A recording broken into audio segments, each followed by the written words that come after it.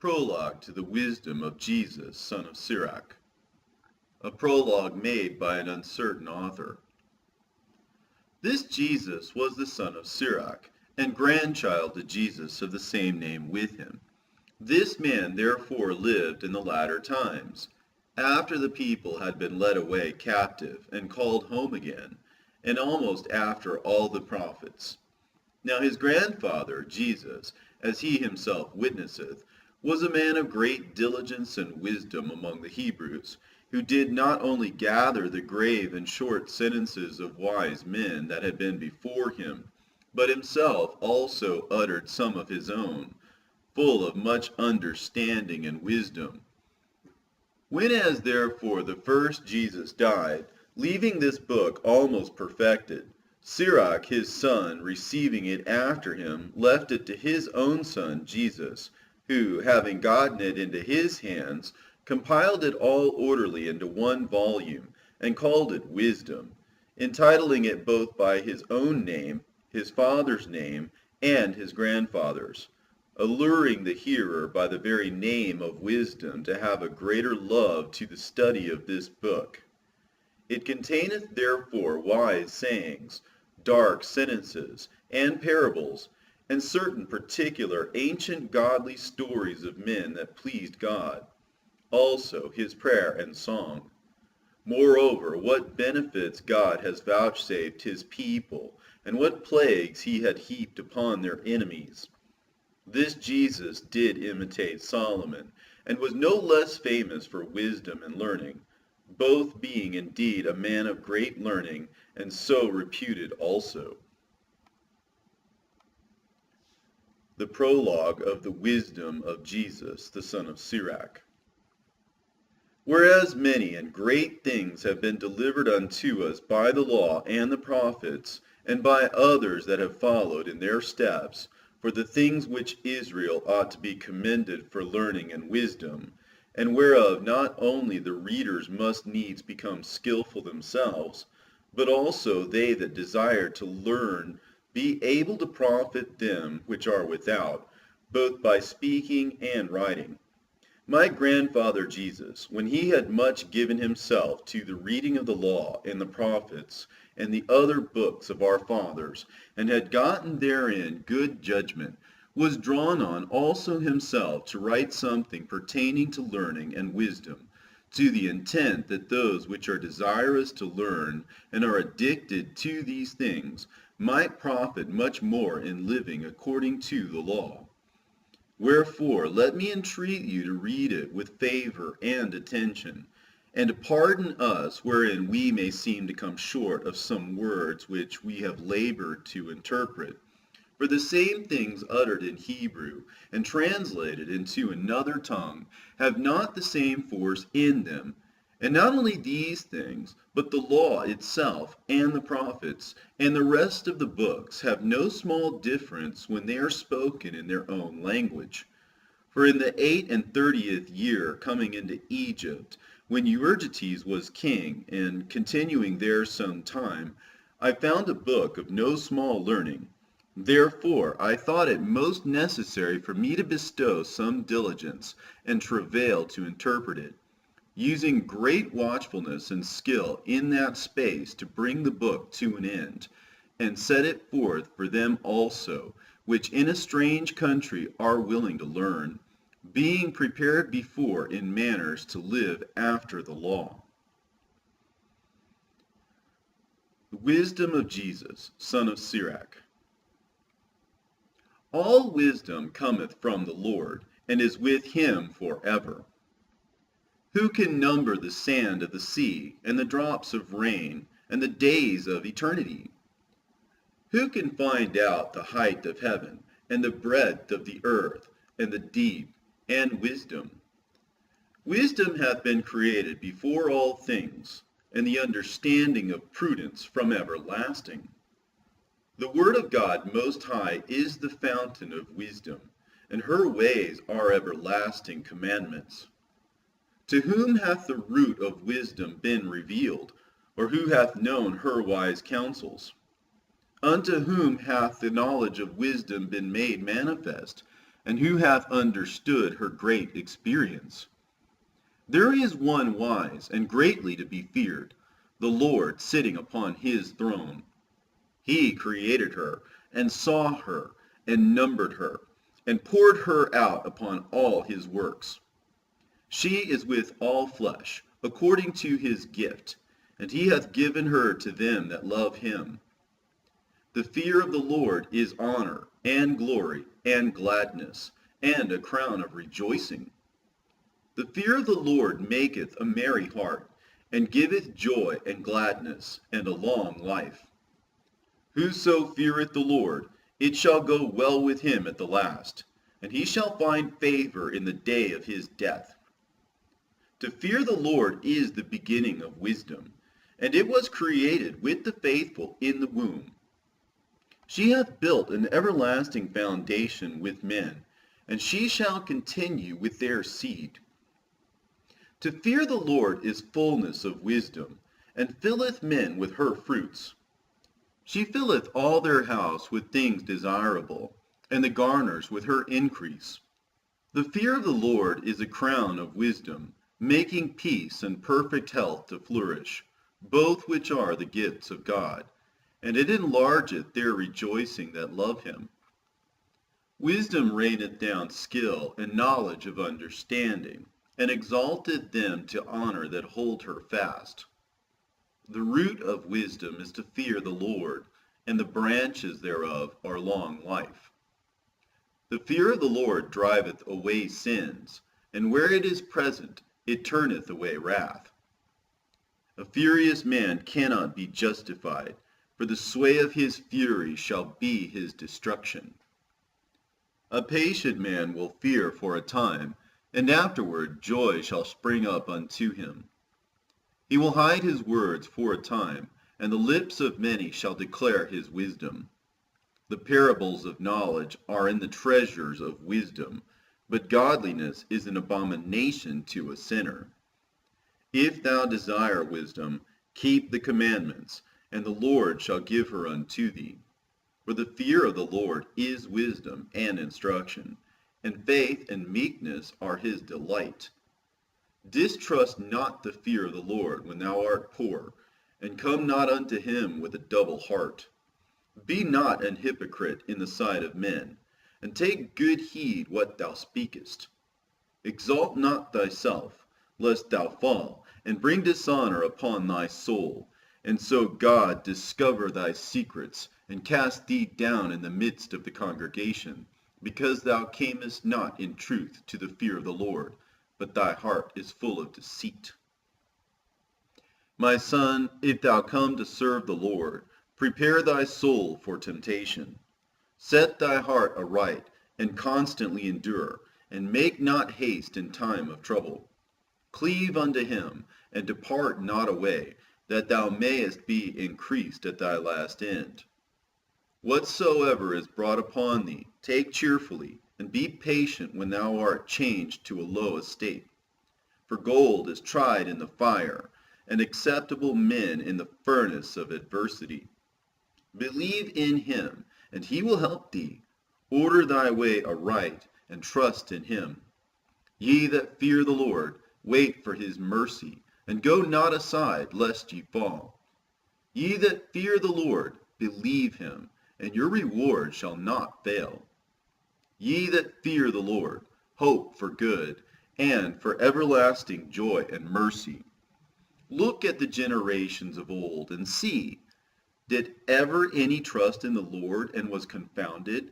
Or did any abide in his fear, and was forsaken? Or whom did he ever despise that called upon him? For the Lord is full of compassion and mercy, long-suffering, and very pitiful, and forgiveth sins, and saveth in the time of affliction. Woe be to fearful hearts and faint hands, and the sinner that goeth two ways. Woe unto him that is faint-hearted, for he believeth not, therefore shall he not be defended. Woe unto you that have lost patience, and what will ye do when the Lord shall visit you? They that fear the Lord will not disobey his word, and they that love him will keep his ways. They that fear the Lord will seek that which is well pleasing unto him, and they that love him shall be filled with the law. They that fear the Lord will prepare their hearts, and humble their souls in his sight, saying, We will fall into the hands of the Lord, and not into the hands of men. For as his majesty is, so is his mercy. Hear me, your father, O children, and do thereafter, that ye may be safe. For the Lord hath given the father honor over the children, and hath confirmed the authority of the mother over the sons. Whoso honoureth his father maketh an atonement for his sins, and he that honoureth his mother is as one that layeth up treasure. Whoso honoureth his father shall have joy of his own children, and when he maketh his prayer, he shall be heard. He that honoureth his father shall have a long life, and he that is obedient unto the Lord shall be a comfort to his mother. He that feareth the Lord will honour his father, and will do service unto his parents as to his masters. Honour thy father and mother, both in word and deed, that a blessing may come upon thee from them. For the blessing of the father establisheth the houses of children, but the curse of the mother rooteth out foundations. Glory not in the dishonour of thy father, for thy father's dishonour is no glory unto thee. For the honour of a man is from the honour of his father, and a mother in dishonour is a reproach to the children. My son, help thy father in his age, and grieve him not as long as he liveth. And if his understanding fail, have patience with him, and despise him not when thou art in thy full strength. For the relieving of thy father shall not be forgotten, and instead of sins it shall be added to build thee up. In the day of thine affliction it shall be remembered. Thy sins also shall melt away as the ice in the fair warm weather. He that forsaketh his father is as a blasphemer, and he that angereth his mother is cursed of God. My son, go on with thy business in meekness, so shalt thou be beloved of him that is approved. The greater thou art, the more humble thyself, and thou shalt find favor before the Lord. Many are in high place, and of renown, but mysteries are revealed unto the meek. For the power of the Lord is great, and he is honored of the lowly. Seek not out things that are too hard for thee, neither search the things that are above thy strength. But what is commanded thee, think thereupon with reverence, for it is not needful for thee to see with thine eyes the things that are in secret. Be not curious in unnecessary matters, for more things are showed unto thee than men understand. For many are deceived by their own vain opinion, and an evil suspicion hath overthrown their judgment. Without eyes thou shalt want light. Profess not the knowledge therefore that thou hast not. A stubborn heart shall fare evil at the last, and he that loveth danger shall perish therein. An obstinate heart shall be laden with sorrows, and the wicked man shall heap sin upon sin. In the punishment of the proud there is no remedy, for the plant of wickedness hath taken root in him. The heart of the prudent will understand a parable, and an attentive ear is the desire of a wise man. Water will quench a flaming fire, and alms maketh an atonement for sins. And he that requiteth good turns is mindful of that which may come hereafter, and when he falleth, he shall find a stay. My son, defraud not the poor of his living, and make not the needy eyes to wait long. Make not an hungry soul sorrowful, neither provoke a man in his distress. Add not more trouble to an heart that is vexed, and defer not to give to him that is in need. Reject not the supplication of the afflicted, neither turn away thy face from a poor man. Turn not away thine eyes from the needy, and give him none occasion to curse thee.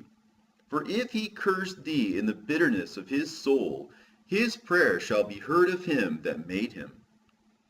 Get thyself the love of the congregation, and bow thy head to a great man. Let it not grieve thee to bow down thine ear to the poor, and give him a friendly answer with meekness. Deliver him that suffereth wrong from the hand of the oppressor, and be not faint-hearted when thou sittest in judgment. Be as a father unto the fatherless, and instead of an husband unto their mother. So shalt thou be as the Son of the Most High, and he shall love thee more than thy mother doth. Wisdom exalteth her children, and layeth hold of them that seek her. He that loveth her loveth life, and they that seek to her early shall be filled with joy. He that holdeth her fast shall inherit glory, and wheresoever she entereth, the Lord will bless. They that serve her shall minister to the Holy One, and them that love her the Lord doth love. Whoso giveth ear unto her shall judge the nations, and he that attendeth unto her shall dwell securely. If a man commit himself unto her, he shall inherit her, and his generation shall hold her in possession. For at the first she will walk with him by crooked ways, and bring fear and dread upon him, and torment him with her discipline, until she may trust his soul, and try him by her laws. Then she will return the straight way unto him, and comfort him, and show him her secrets. But if he go wrong, she will forsake him, and give him over to his own ruin. Observe the opportunity, and beware of evil, and be not ashamed when it concerneth thy soul. For there is a shame that bringeth sin, and there is a shame which is glory and grace. Accept no person against thy soul, and let not the reverence of any man cause thee to fall. And refrain not to speak when there is occasion to do good, and hide not thy wisdom in her beauty. For by speech wisdom shall be known, and learning by the word of the tongue. In no wise speak against the truth, but be abashed of the error of thine ignorance. Be not ashamed to confess thy sins, and force not the course of the river. Make not thyself an underling to a foolish man, neither accept the person of the mighty. Strive for the truth unto death, and the Lord shall fight for thee. Be not hasty in thy tongue, and in thy deeds slack and remiss. Be not as a lion in thy house, nor frantic among thy servants. Let not thine hand be stretched out to receive, and shut when thou shouldest repay. Set thy heart upon thy goods, and say not, I have enough for my life. Follow not thine own mind and thy strength, to walk in the ways of thy heart. And say not, who shall control me for my works? For the Lord will surely revenge thy pride. Say not, I have sinned, and what harm hath happened unto me? For the Lord is long-suffering. He will in no wise let thee go. Concerning propitiation, be not without fear, and add sin unto sin. And say not, his mercy is great, he will be pacified for the multitude of my sins. For mercy and wrath come from him, and his indignation resteth upon sinners. Make no tarrying to turn to the Lord, and put not off from day to day, for suddenly shall the wrath of the Lord come forth, and in thy security thou shalt be destroyed, and perish in the day of vengeance. Set not thine heart upon goods unjustly gotten, for they shall not profit thee in the day of calamity. Winnow not with every wind, and go not into every way, for so doth the sinner that hath a double tongue. Be steadfast in thy understanding, and let thy word be the same. Be swift to hear, and let thy life be sincere, and with patience give answer. If thou hast understanding, answer thy neighbor. If not, lay thy hand upon thy mouth. Honor and shame is in talk, and the tongue of man is his fall. Be not called a whisperer, and lie not in wait with thy tongue. For a foul shame is upon the thief, and an evil condemnation upon the double tongue. Be not ignorant of anything in a great matter or a small. Instead of a friend, become not an enemy, for thereby thou shalt inherit an ill name, shame, and reproach. Even so shall a sinner that hath a double tongue. Extol not thyself in the counsel of thine own heart, that thy soul be not torn in pieces as a bull straying alone. Thou shalt eat up thy leaves, and lose thy fruit, and leave thyself as a dry tree. A wicked soul shall destroy him that hath it, and shall make him to be laughed to scorn of his enemies. Sweet language will multiply friends, and a fair-speaking tongue will increase kind greetings. Be in peace with many, nevertheless have but one counselor of 1,000. If thou wouldest get a friend, prove him first, and be not hasty to credit him. For some man is a friend for his own occasion, and will not abide in the day of thy trouble. And there is a friend who, being turned to enmity and strife, will discover thy reproach. Again, some friend is as a companion at the table, and will not continue in the day of affliction. But in thy prosperity he will be as thyself, and will be bold over thy servants. If thou be brought low, he will be against thee, and will hide himself from thy face. Separate thyself from thine enemies, and take heed of thy friends. A faithful friend is a strong defense, and he that hath found such an one hath found a treasure. Nothing doth countervail a faithful friend, and his excellency is invaluable. A faithful friend is the medicine of life, and they that fear the Lord shall find him.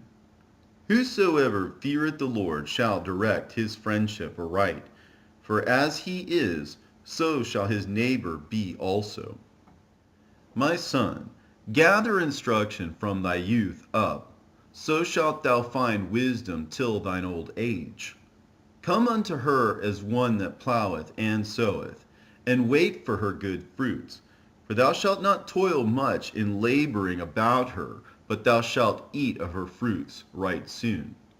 She is very unpleasant to the unlearned. He that is without understanding will not remain with her.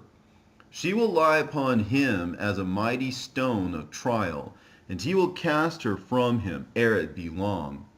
For wisdom is according to her name, and she is not manifest unto many. Give ear, my son, receive my advice, and refuse not my counsel. And put thy feet into her fetters, and thy neck into her chain. Bow down thy shoulder and bear her, and be not grieved with her bonds. Come unto her with thy whole heart, and keep her ways with all thy power. Search and seek, and she shall be made known unto thee. And when thou hast got hold of her, let her not go. For at the last thou shalt find her rest, and that shall be turned to thy joy.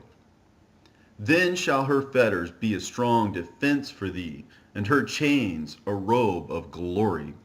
For there is a golden ornament upon her, and her bands are purple lace. Thou shalt put her on as a robe of honor, and shalt put her about thee as a crown of joy. My son, if thou wilt, thou shalt be taught, and if thou wilt apply thy mind, thou shalt be prudent. If thou love to hear, thou shalt receive understanding, and if thou bow thine ear, thou shalt be wise. Stand in the multitude of the elders, and cleave unto him that is wise. Be willing to hear every godly discourse, and let not the parables of understanding escape thee. And if thou seest a man of understanding, get thee betimes unto him, and let thy foot wear the steps of his door. Let thy mind be open upon the ordinances of the Lord, and meditate continually in his commandments. He shall establish thine heart, and give thee wisdom at thine own desire. Do no evil, so shall no harm come unto thee. Depart from the unjust, and iniquity shall turn away from thee. My son, sow not upon the furrows of unrighteousness, and thou shalt not reap them sevenfold. Seek not of the Lord preeminence, neither of the king the seat of honor.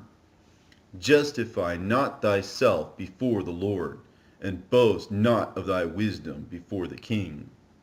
Seek not to be judge, being not able to take away iniquity, lest at any time thou fear the person of the mighty, and stumbling block in the way of thine uprightness. Offend not against the multitude of a city, and then thou shalt not cast thyself down among the people. Bind not one sin upon another, for in one thou shalt not be unpunished. Say not, God will look upon the multitude of my oblations, and when I offer to the Most High God, he will accept it. Be not faint-hearted when thou makest thy prayer, and neglect not to give alms. Laugh no man to scorn in the bitterness of his soul, for there is one which humbleth and exalteth. Devise not a lie against thy brother, neither do the like unto thy friend. Use not to make any manner of lie, for the custom thereof is not good. Use not many words in a multitude of elders, and make not much babbling when thou prayest. Hate not laborious work, neither husbandry, which the Most High hath ordained. Number not thyself among the multitude of sinners, but remember that wrath will not tarry long. Humble thyself greatly, for the vengeance of the ungodly is fire and worms. Change not a friend for any good, by no means, neither a faithful brother for the gold of Ophir. Forego not a wise and good woman, for her grace is above gold. Whereas thy servant worketh truly, entreat him not evil, nor the hireling that bestoweth himself wholly for thee. Let thy soul love a good servant, and defraud him not of liberty. Hast thou cattle? Have an eye to them, and if they be for thy profit, keep them with thee. Hast thou children? Instruct them, and bow down their neck from their youth. Hast thou daughters? Have a care of their body, and show not thyself cheerful toward them. Marry thy daughter, and so thou shalt have performed a weighty matter, but give her to a man of understanding.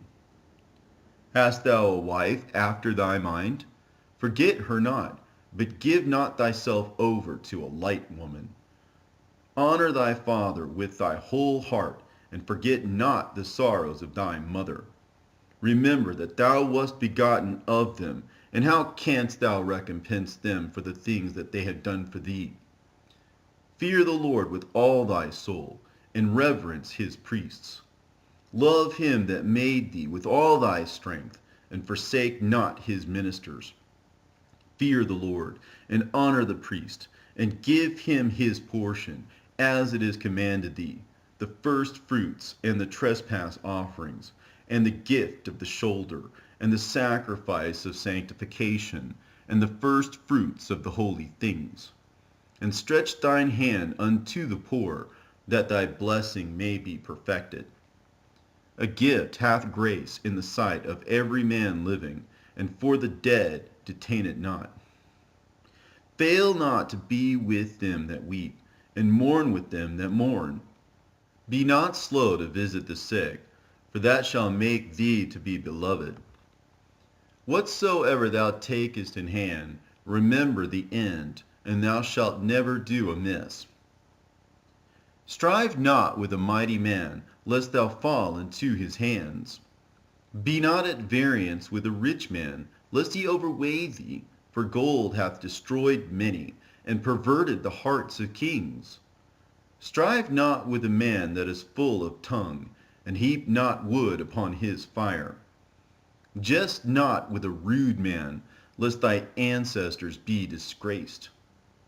Reproach not a man that turneth from sin, but remember that we are all worthy of punishment. Dishonor not a man in his old age, for even some of us wax old. Rejoice not over thy greatest enemy being dead, but remember that we die all. Despise not the discourse of the wise, but acquaint thyself with their proverbs, for of them thou shalt learn instruction, and how to serve great men with ease. Miss not the discourse of the elders, for they also learned of their fathers, and of them thou shalt learn understanding, and to give answer as need requireth. Kindle not the coals of a sinner, lest thou be burnt with the flame of his fire. Rise not up in anger at the presence of an injurious person, lest he lie in wait to entrap thee in thy words. Lend not unto him that is mightier than thyself, for if thou lendest him, count it but lost. Be not surety above thy power, for if thou be surety, take care to pay it. Go not to law with the judge, for they will judge for him, according to his honor. Travel not by the way with a bold fellow, lest he become grievous unto thee, for he will do according to his will, and thou shalt perish with him through his folly. Strive not with an angry man, and go not with him into a solitary place, for blood is as nothing in his sight, and where there is no help, he will overthrow thee. Consult not with a fool, for he cannot keep counsel. Do no secret thing before a stranger, for thou knowest not what he will bring forth. Open not thy heart to every man, lest he requite thee with a shrewd turn. Be not jealous over the wife of thy bosom, and teach her not an evil lesson against thyself. Give not thy soul unto a woman to set her foot upon thy substance. Meet not with an harlot, lest thou fall into her snares. Use not much the company of a woman that is a singer, lest thou be taken with her attempts.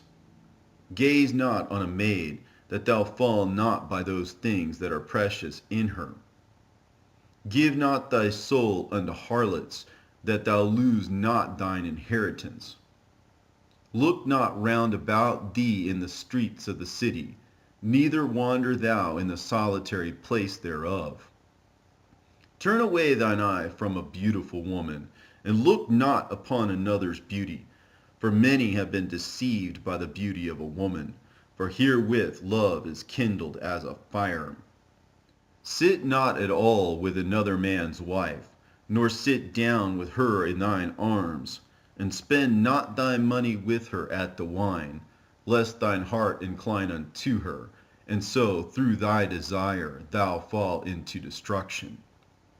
Forsake not an old friend, for the new is not comparable to him. A new friend is as a new wine. When it is old, thou shalt drink it with pleasure. Envy not the glory of a sinner, for thou knowest not what shall be his end.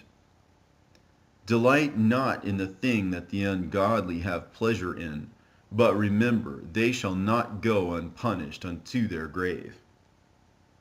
Keep thee far from the man that hath power to kill, so shalt thou not doubt the fear of death. And if thou come unto him, make no fault, lest he take away thy life presently. Remember that thou goest into the midst of snares, and that thou walkest upon the battlements of the city. As near as thou canst, guess at thy neighbor, and consult with the wise.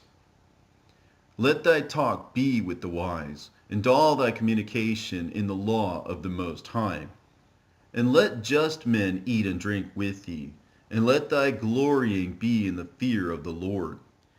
For the hand of the artificer the work shall be commended, and the wise ruler of the people for his speech.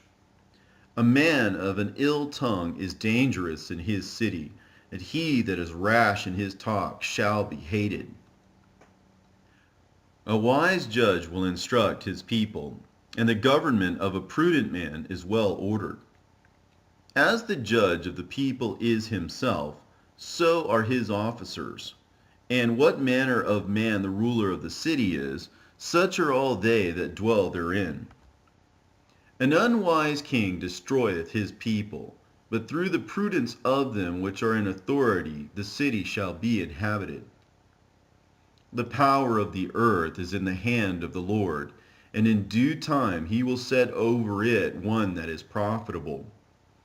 In the hand of God is the prosperity of man, and upon the person of the scribe shall he lay his honor. Bear not hatred to thy neighbor for every wrong, and do nothing at all by injurious practices. Pride is hateful before God and man, and by both doth one commit iniquity. Because of unrighteous dealings, injuries, and riches got by deceit, the kingdom is translated from one people to another. Why is earth and ashes proud? There is not a more wicked thing than a covetous man, for such an one setteth his own soul to sale, because while he liveth he casteth away his bowels. The physician cutteth off a long disease, and he that is today a king tomorrow shall die. For when a man is dead, he shall inherit creeping things, beasts, and worms. The beginning of pride is when one departeth from God, and his heart is turned away from his Maker. For pride is the beginning of sin, and he that hath it shall pour out abomination. And therefore the Lord brought upon them strange calamities, and overthrew them utterly. The Lord hath cast down the thrones of proud princes, and set up the meek in their stead. The Lord hath plucked up the roots of the proud nations, and planted the lowly in their place. The Lord overthrew countries of the heathen, and destroyed them to the foundations of the earth. He took some of them away, and destroyed them, and hath made their memorial to cease from the earth. Pride was not made for men, nor furious anger for them that are born of a woman. They that fear the Lord are a pure seed, and they that love him an honorable plant. They that regard not the law are a dishonorable seed. They that transgress the commandments are a deceivable seed. Among brethren, he that is chief is honorable. So are they that fear the Lord in his eyes. The fear of the Lord goeth before the obtaining of authority, but roughness and pride is the losing thereof. Whether he be rich, noble, or poor, their glory is the fear of the Lord. It is not meet to despise the poor man that hath understanding, neither is it convenient to magnify a sinful man. Great men and judges and potentates shall be honored, yet there is none of them greater than he that feareth the Lord. Unto the servant that is wise shall they that are free do service, and he that hath knowledge will not grudge when he is reformed. Be not overwise in doing thy business, and boast not thyself in the time of thy distress. Better is he that laboureth and aboundeth in all things, than he that boasteth himself and wanteth bread. My son, glorify thy soul in meekness, and give it honor according to the dignity thereof. Who will justify him that sinneth against his own soul? And who will honor him that dishonoureth his own life? The poor man is honored for his skill, and the rich man is honored for his riches. He that is honored in poverty, how much more in riches? And he that is dishonorable in riches, how much more in poverty? Wisdom lifteth up the head of him that is of low degree, and maketh him to sit among great men. Commend not a man for his beauty, neither abhor a man for his outward appearance. The bee is little among such as fly, but her fruit is the chief of sweet things. Boast not of thy clothing and raiment, and exalt not thyself in the day of honor. For the works of the Lord are wonderful, and his works among men are hidden. Many kings have sat down upon the ground, and one that was never thought of hath worn the crown. Many mighty men have been greatly disgraced, and the honorable delivered into other men's hands. Blame not before thou hast examined the truth. Understand first, and then rebuke. Answer not before thou hast heard the cause, neither interrupt men in the midst of their talk. Strive not in a matter that concerneth thee not, and sit not in judgment with sinners. My son, meddle not with many matters, for if thou meddle much, thou shalt not be innocent. And if thou follow after, thou shalt not obtain, neither shalt thou escape by fleeing. There is one that laboreth, and taketh pains, and maketh haste, and is so much the more behind. Again, there is another that is slow, and hath need of help, wanting ability, and full of poverty. Yet the eye of the Lord looked upon him for good, and set him up from his low estate, and lifted up his head from misery, so that many that saw it marveled at him. Prosperity and adversity, life and death, poverty and riches come of the Lord. Wisdom, knowledge, and understanding of the law are of the Lord. Love and the way of good works are from him. Error and darkness had their beginning together with sinners, and evil shall wax old with them that glory therein. The gift of the Lord remaineth with the godly, and his favor bringeth prosperity forever. There is that waxeth rich by his wariness and pinching, and this is the portion of his reward. Whereas he saith, I have found rest, and now will eat continually of my goods. And yet he knoweth not what time shall come upon him, and that he must leave those things to others, and die. Be steadfast in thy covenant, and be conversant therein, and wax old in thy work. Marvel not at the works of sinners, but trust in the Lord, and abide in thy labor. For it is an easy thing in the sight of the Lord on the sudden to make a poor man rich. The blessing of the Lord is in the reward of the godly, and suddenly he maketh his blessing flourish. Say not, what profit is there of my service, and what good thing shall I have hereafter? Again, say not, I have enough, and possess many things, and what evil shall I have hereafter? In the day of prosperity there is a forgetfulness of affliction, and in the day of affliction there is no more remembrance of prosperity. For it is an easy thing unto the Lord in the day of death to reward a man according to his ways. The affliction of an hour maketh a man forget pleasure, and in his end his deed shall be discovered. Judge none blessed before his death, for a man shall be known in his children. Bring not every man into thine house, for the deceitful man hath many trains. Like as a partridge taken and kept in a cage, so is the heart of the proud, and like as a spy watcheth he for thy fall. For he lieth in wait, and turneth good into evil, and in things worthy of praise will lay blame upon thee.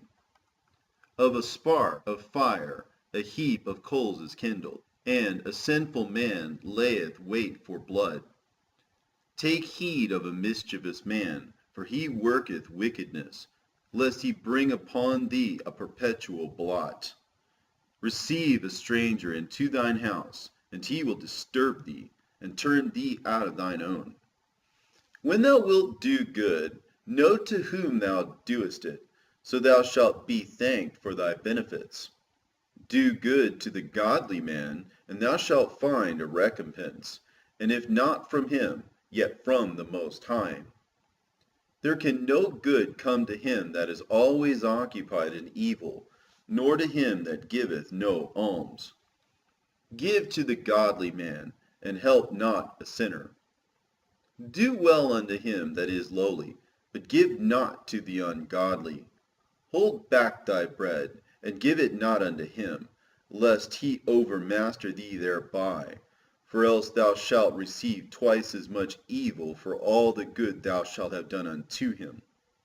For the Most High hateth sinners, and will repay vengeance unto the ungodly, and keepeth them against the mighty day of their punishment.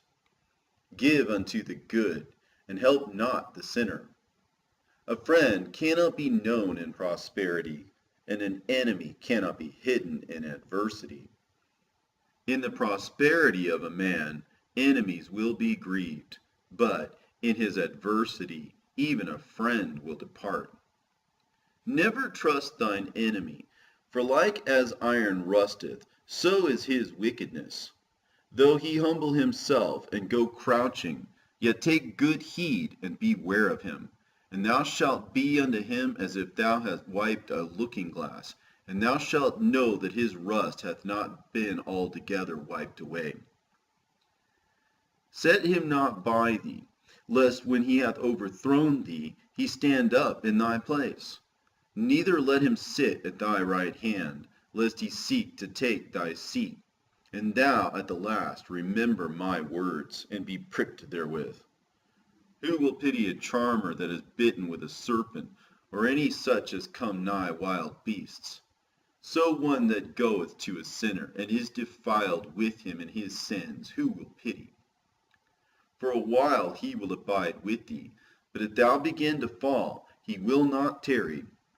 An enemy speaketh sweetly with his lips, but in his heart he imagineth how to throw thee into a pit. And he will weep with his eyes, but if he find opportunity, he will not be satisfied with blood. If adversity come upon thee, thou shalt find him there first, and though he pretend to help thee, yet shall he undermine thee. He will shake his head, and clap his hands, and whisper much, and change his countenance. He that touches pitch shall be defiled therewith, and he that hath fellowship with a proud man shall be like unto him. Burden not thyself above thy power while thou livest, and have no fellowship with the one that is mightier and richer than thyself.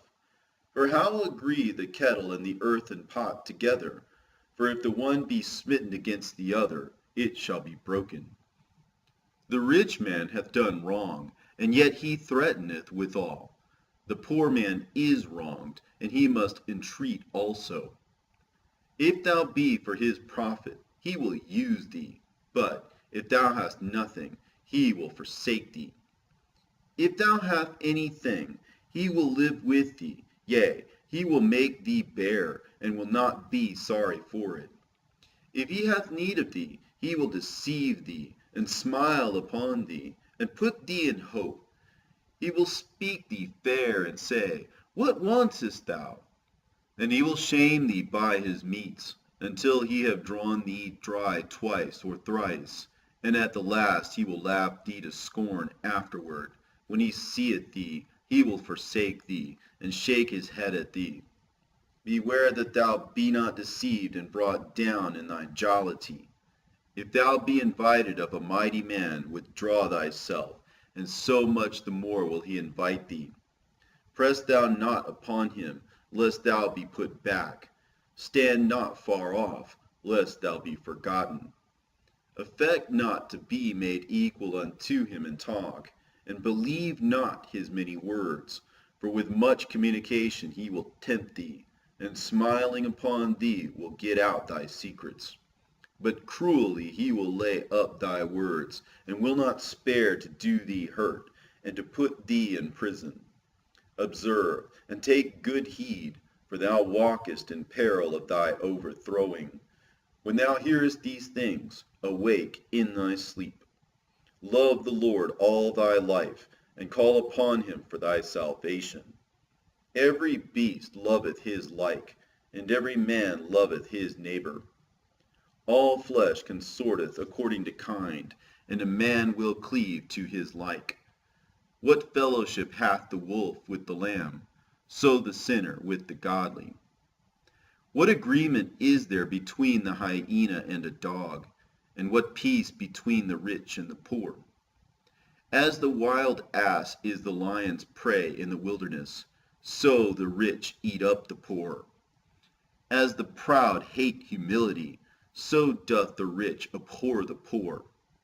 A rich man beginning to fall is held up of his friends, but a poor man being down is thrust away by his friends. When a rich man is fallen, he hath many helpers. He speaketh things not to be spoken, and yet men justify him. The poor man slipped, and yet they rebuked him too. He spake wisely, and could have no place. When a rich man speaketh, every man holdeth his tongue. And look, what he saith, they extol it to the clouds. But if the poor man speak, they say, What fellow is this? And if he stumble, they will help to overthrow him. Riches are good unto him that hath no sin, and poverty is evil in the mouth of the ungodly. The heart of a man changeth his countenance, whether it be for good or evil, and a merry heart maketh a cheerful countenance. A cheerful countenance is a token of a heart that is in prosperity, and the finding out of parables is a wearisome labor of the mind. Blessed is the man that hath not slipped with his mouth, and is not pricked with the multitude of sins. Blessed is he whose conscience hath not condemned him, and who is not fallen from his hope in the Lord. Riches are not comely for a miser, and what should an envious man do with money? He that gathereth by defrauding his own soul gathereth for others, that shall spend his goods riotously. He that is evil to himself, to whom will he be good? He shall not take pleasure in his goods. There is none worse than he that envieth himself, and this is a recompense of his wickedness. And if he doeth good, he doeth it unwillingly, and at the last he will declare his wickedness. The envious man hath a wicked eye. He turneth away his face, and despiseth men. A covetous man's eye is not satisfied with his portion, and the iniquity of the wicked drieth up his soul. A wicked eye envieth his bread, and he is a miser at his table. My son, according to thy ability, do good to thyself, and give the Lord his due offering. Remember that death will not be long in coming, and that the covenant of the grave is not showed unto thee. Do good unto thy friend before thou die, and according to thy ability stretch out thy hand and give to him. Defraud not thyself of the good day, and let not the part of a good desire overpass thee. Shalt thou not leave thy travails unto another, and thy labors to be divided by lot? Give, and take, and sanctify thy soul, for there is no seeking of dainties in the grave. All flesh waxeth old as a garment, for the covenant from the beginning is, Thou shalt die the death. As of the green leaves on a thick tree, some fall and some grow, so is the generation of flesh and blood. One cometh to an end, and another is born. Every work rotteth and consumeth away, and the worker thereof shall go withal. Blessed is the man that doth meditate good things in wisdom, and that reasoneth of holy things by his understanding. He that considereth her ways in his heart shall also have understanding in her secrets. Go after her as one that traceth, and lie in wait in her ways. He that prieth in at her windows shall also hearken at her doors. He that doth lodge near her house shall also fasten a pin in her walls. He shall pitch his tent nigh unto her, and shall lodge in a lodging where good things are. He shall set his children under her shelter, and shall lodge under her branches. By her he shall be covered from heat, and in her glory shall he dwell. He that feareth the Lord will do good, and he that hath the knowledge of the law shall obtain her. And as a mother shall she meet him, and receive him as a wife married of a virgin. With the bread of understanding shall she feed him, and give him the water of wisdom to drink. He shall be stayed upon her, and shall not be moved, and shall rely upon her, and shall not be confounded. She shall exalt him above his neighbors, and in the midst of the congregation shall she open his mouth. He shall find joy and a crown of gladness, and she shall cause him to inherit an everlasting name. But foolish men shall not attain unto her, and sinners shall not see her. For she is far from pride, and men that are liars cannot remember her. Praise is not seemly in the mouth of a sinner, for it was not sent him of the Lord.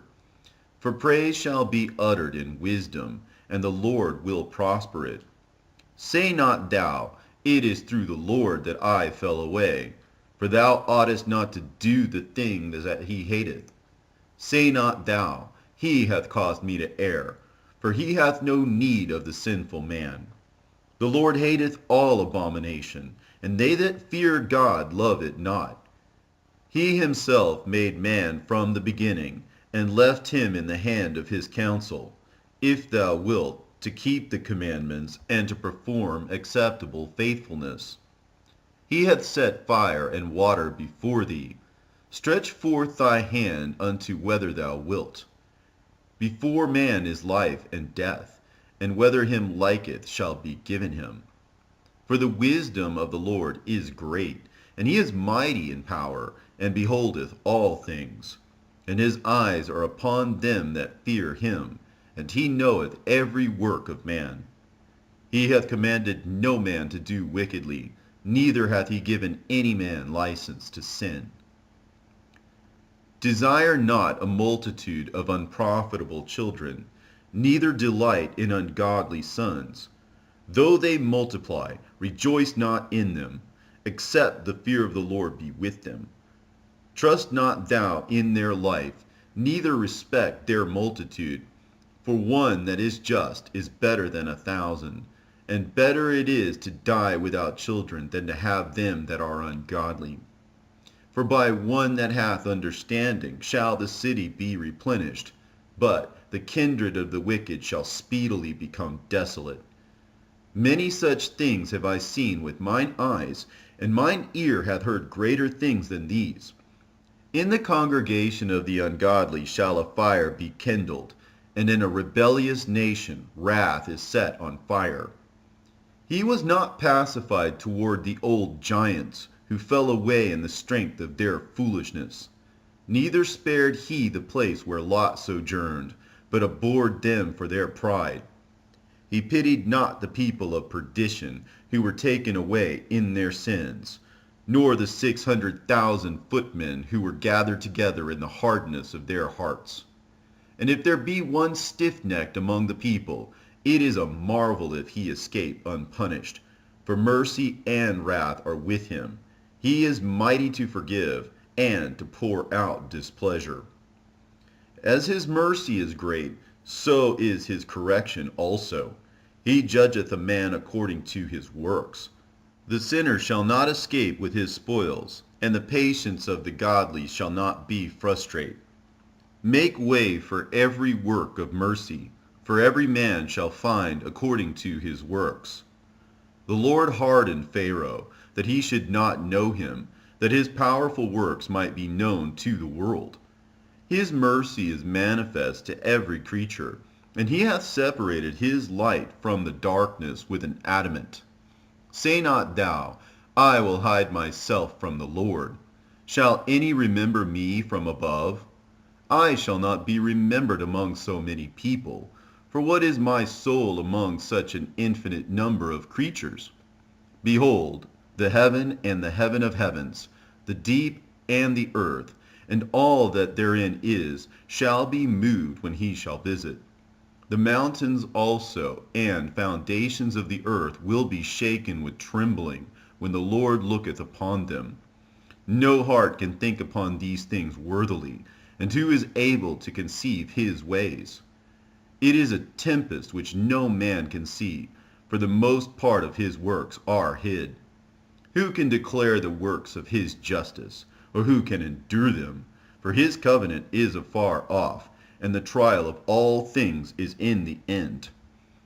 He that wanteth understanding will think upon vain things, and a foolish man erring imagineth follies.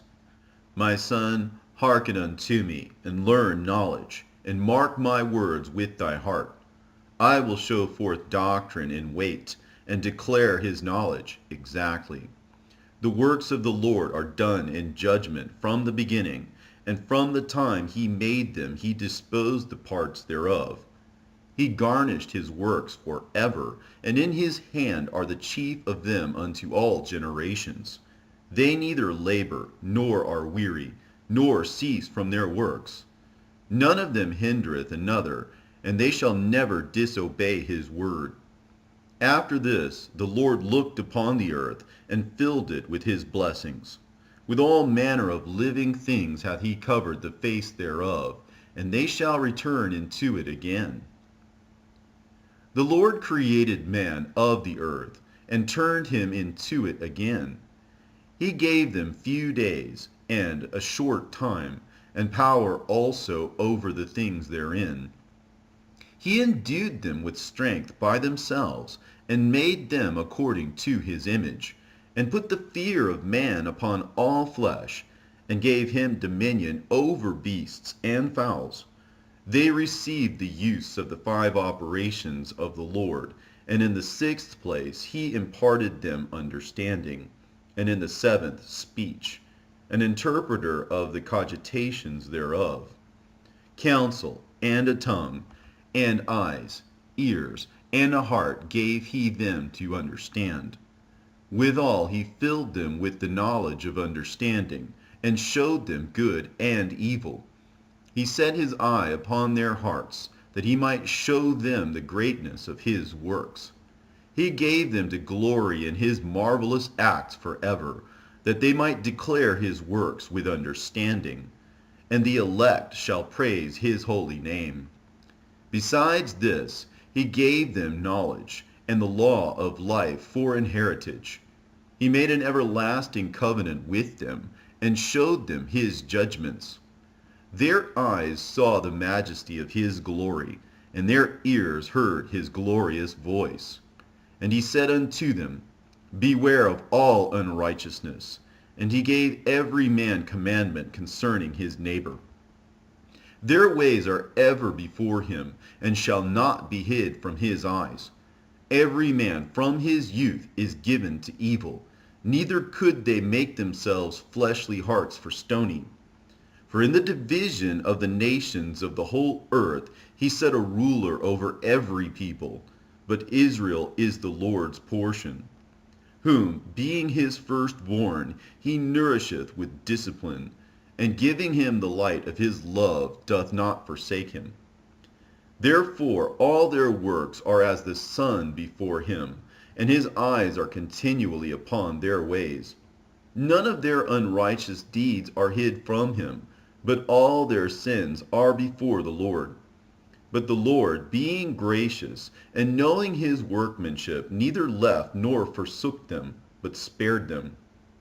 The alms of a man is as a signet with him, and he will keep the good deeds of man as the apple of the eye, and give repentance to his sons and daughters. Afterwards he will rise up and reward them, and render their recompense upon their heads. But unto them that repent he granted them return, and comforted those that failed in patience. Return unto the Lord, and forsake thy sins, and make prayer before his face, and offend less. Turn again to the Most High, and turn away from iniquity. For he will lead thee out of darkness into the light of health. And hate thou abomination vehemently. Who shall praise the Most High in the grave, instead of them which live and give thanks? Thanksgiving perisheth from the dead, as from one that is not. The living and sound in heart shall praise the Lord. How great is the loving kindness of the Lord our God, and his compassion unto such as turn unto him in holiness. For all things cannot be in men, because the Son of Man is not immortal. What is brighter than the sun? Yet the light thereof faileth, and flesh and blood will imagine evil. He vieweth the power of the height of heaven, and all men are but earth and ashes. He that liveth forever hath created all things in general. The Lord only is righteous, and there is none other but he, who governeth the world with the palm of his hand, and all things obey his will. For he is the King of all, by his power dividing holy things among them from profane. To whom hath he given power to declare his works? And who shall find out his noble acts? Who shall number the strength of his majesty? And who shall also tell of his mercies? As for the wondrous works of the Lord, there may nothing be taken from them, neither may anything be put unto them, neither can the ground of them be found out. When a man hath done, then he beginneth, and when he leaveth off, then he shall be doubtful. What is man, and whereto serveth he? What is his good, and what is his evil? The number of a man's days are at the most 100 years. As a drop of water unto the sea, and a gravel stone in comparison of the sand, so are 1,000 years to the days of eternity. Therefore God is patient with them, and poureth forth his mercy upon them.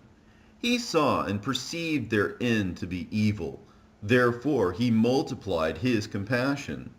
The mercy of man is toward his neighbor, but the mercy of the Lord is upon all flesh. He reproveth and nurtureth, and teacheth, and bringeth again, as a shepherd his flock. He hath mercy on them that receive discipline, and that diligently seek after his judgments. My son, blemish not thy good deeds, neither use uncomfortable words when thou givest anything. Shall not the dew assuage the heat? So is a word better than a gift. Lo, is not a word better than a gift? But both are with a gracious man. A fool will upbraid churlishly, and a gift of the envious consumeth the eyes. Learn before thou speak, and use physic or ever thou be sick. Before judgment examine thyself, and in the day of visitation thou shalt find mercy. Humble thyself before thou be sick, and in the time of sins show repentance. Let nothing hinder thee to pay thy vow in due time, and defer not until death to be justified. Before thou prayest, prepare thyself, and be not as one that tempteth the Lord. Think upon the wrath that shall be at the end, and the time of vengeance, when he shall turn away his face. When thou hast enough, remember the time of hunger, and when thou art rich, think upon poverty and need. From the morning until the evening the time is changed, and all things are soon done before the Lord. A wise man will fear in everything, and in the day of sinning he will beware of offense, but a fool will not observe time. Every man of understanding knoweth wisdom, and will give praise unto him that found her. They that were of understanding in sayings became also wise themselves, and poured forth exquisite parables. Go not after thy lusts, but refrain thyself from thine appetites. If thou givest thy soul the desires that please her, She will make thee a laughingstock to thine enemies that malign thee. Take not pleasure in much good cheer, neither be tied to the expense thereof. Be not made a beggar by banqueting upon borrowing, when thou hast nothing in thy purse. For thou shalt lie in wait for thine own life, and be talked on. A laboring man that is given to drunkenness shall not be rich, and he that contemneth small things shall fall little by little. Wine and women will make men of understanding to fall away, and he that cleaveth to harlots will become impudent.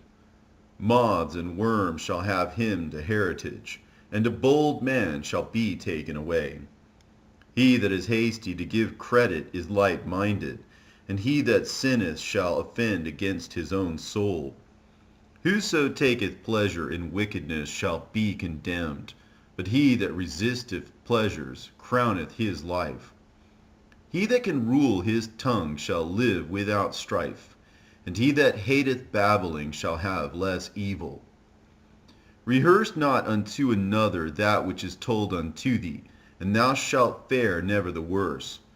Whether it be to friend or foe, talk not of other men's lives. And if thou canst without offense, reveal them not. For he heard and observed thee, and when time cometh he will hate thee. If thou hast heard a word, let it die with thee, and be bold, it will not burst thee. A fool travaileth with a word, as a woman in labor of a child. As an arrow that sticketh in a man's thigh, so is a word within a fool's belly. Admonish a friend. It may be he hath not done it, and if he have done it, that he do it no more. Admonish thy friend. It may be he hath not said it, and if he have, that he speak it not again. Admonish a friend, for many times it is a slander, and believe not every tale. There is one that slippeth in his speech, but not from his heart. And who is he that hath not offended with his tongue? Admonish thy neighbor before thou threaten him, and not being angry, give place to the law of the Most High. The fear of the Lord is the first step to be accepted of him, and wisdom obtaineth his love. The knowledge of the commandments of the Lord is the doctrine of life, and they that do things that please him shall receive the fruit of the tree of immortality. The fear of the Lord is all wisdom, and in all wisdom is the performance of the law, and the knowledge of his omnipotency. If a servant say to his master, I will not do as it pleaseth thee, though afterward he do it, he angereth him that nourisheth him. The knowledge of wickedness is not wisdom, neither at any time the counsel of sinners prudence. There is a wickedness, and the same an abomination, and there is a fool wanting in wisdom. He that hath small understanding, and feareth God, is better than one that hath much wisdom, and transgressed the law of the Most High. There is an exquisite subtlety, and the same is unjust. And there is one that turneth aside to make judgment appear, and there is a wise man that justifieth in judgment. There is a wicked man that hangeth down his head sadly, but inwardly he is full of deceit, casting down his countenance, and making as if he heard not, where he is not known. He will do thee a mischief before thou be aware. And if for want of power he be hindered from sinning, yet when he findeth opportunity, he will do evil. A man may be known by his look, and one that hath understanding by his countenance, when thou meetest him. A man's attire and excessive laughter and gait show what he is. There is a reproof that is not comely. Again, some man holdeth his tongue, and he is wise. It is much better to reprove than to be angry secretly, and he that confesseth his fault shall be preserved from hurt. How good is it, when thou art reproved, to show repentance, for so shalt thou escape wilful sin. As is the lust of an eunuch to deflower a virgin, So is he that executeth judgment with violence. There is one that keepeth silence, and is found wise, and another by much babbling becometh hateful. Some man holdeth his tongue, because he hath not to answer, and some keepeth silence, knowing his time. A wise man will hold his tongue till he see opportunity, but a babbler and a fool will regard no time. He that useth many words shall be abhorred, and he that taketh to himself authority therein shall be hated.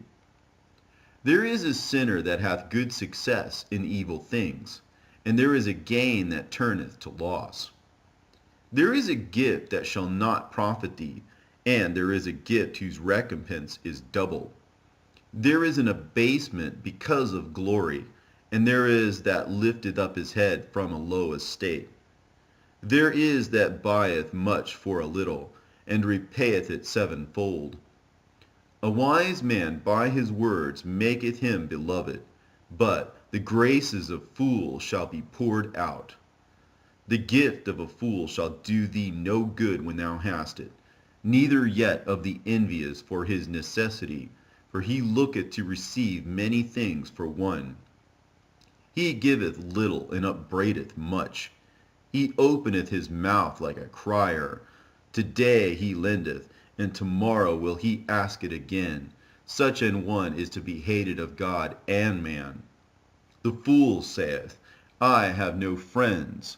I have no thank for all my good deeds, and they that eat my bread speak evil of me.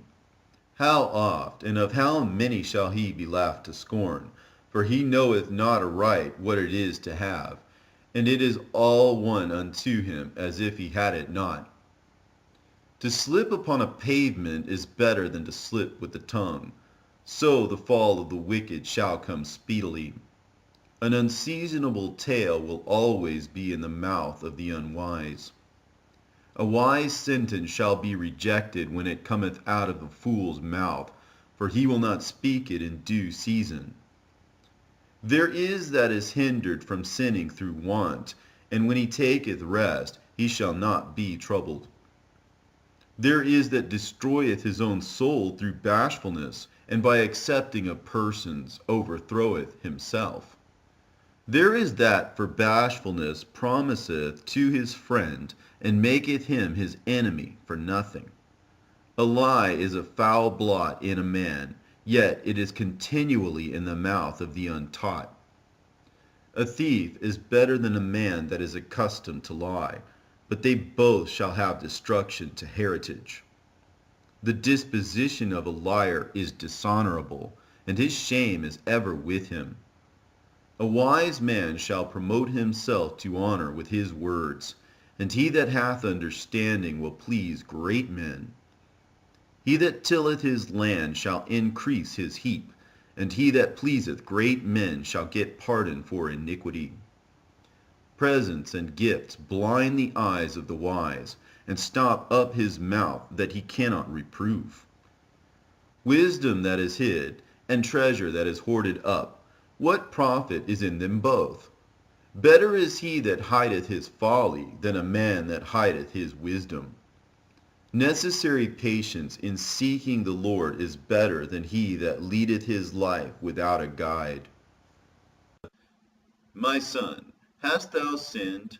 Do so no more, but ask pardon for thy former sins. Flee from sin as from the face of a serpent, for if thou comest too near it, it will bite thee. The teeth thereof are as the teeth of a lion, slaying the souls of men. All iniquity is as a two-edged sword, the wounds whereof cannot be healed. To terrify and do wrong will waste riches. Thus the house of proud men shall be made desolate. A prayer out of a poor man's mouth reacheth to the ears of God, and his judgment cometh speedily. He that hateth to be reproved is in the way of sinners, but he that feareth the Lord will repent from his heart. An eloquent man is known far and near, but a man of understanding knoweth when he slippeth. He that buildeth his house with other men's money is like one that gathereth himself stones for the tomb of his burial. The congregation of the wicked is like tow wrapped together, and the end of them is a flame of fire to destroy them. The way of sinners is made plain with stones, but at the end thereof is the pit of hell. He that keepeth the law of the Lord getteth the understanding thereof, and the perfection of the fear of the Lord is wisdom. He that is not wise will not be taught, but there is a wisdom which multiplieth bitterness. The knowledge of a wise man shall abound like a flood, and his counsel is like a pure fountain of life. The inner parts of a fool are like a broken vessel, and he will hold no knowledge as long as he liveth. If a skillful man hear a wise word, he will commend it, and add unto it. But as soon as one of no understanding heareth it, it displeaseth him, and he casteth it behind his back. The talking of a fool is like a burden in the way, but grace shall be found in the lips of the wise. They inquire at the mouth of the wise man in the congregation, and they shall ponder his words in their heart. As is a house that is destroyed, so is wisdom to a fool, and the knowledge of the unwise is as talk without sense. Doctrine unto fools is as fetters on the feet, and like manacles on the right hand. A fool lifteth up his voice with laughter, but a wise man doth scarce smile a little. Learning is unto a wise man as an ornament of gold, and like a bracelet upon his right arm. A foolish man's foot is soon in his neighbor's house, but a man of experience is ashamed of him. A fool will peep in at the door into the house, but he that is well nurtured will stand without. It is the rudeness of a man to hearken at the door, but a wise man will be grieved with the disgrace. The lips of talkers will be telling such things as pertain not unto them, but the words of such as have understanding are weighed in the balance. The heart of fools is in their mouth, but the mouth of the wise is in their heart. When the ungodly curseth Satan, he curseth his own soul. A whisperer defileth his own soul, and is hated wheresoever he dwelleth. A slothful man is compared to a filthy stone, and every one will hiss him out to his disgrace. A slothful man is compared to the filth of a dunghill. Every man that takes it up will shake his hand.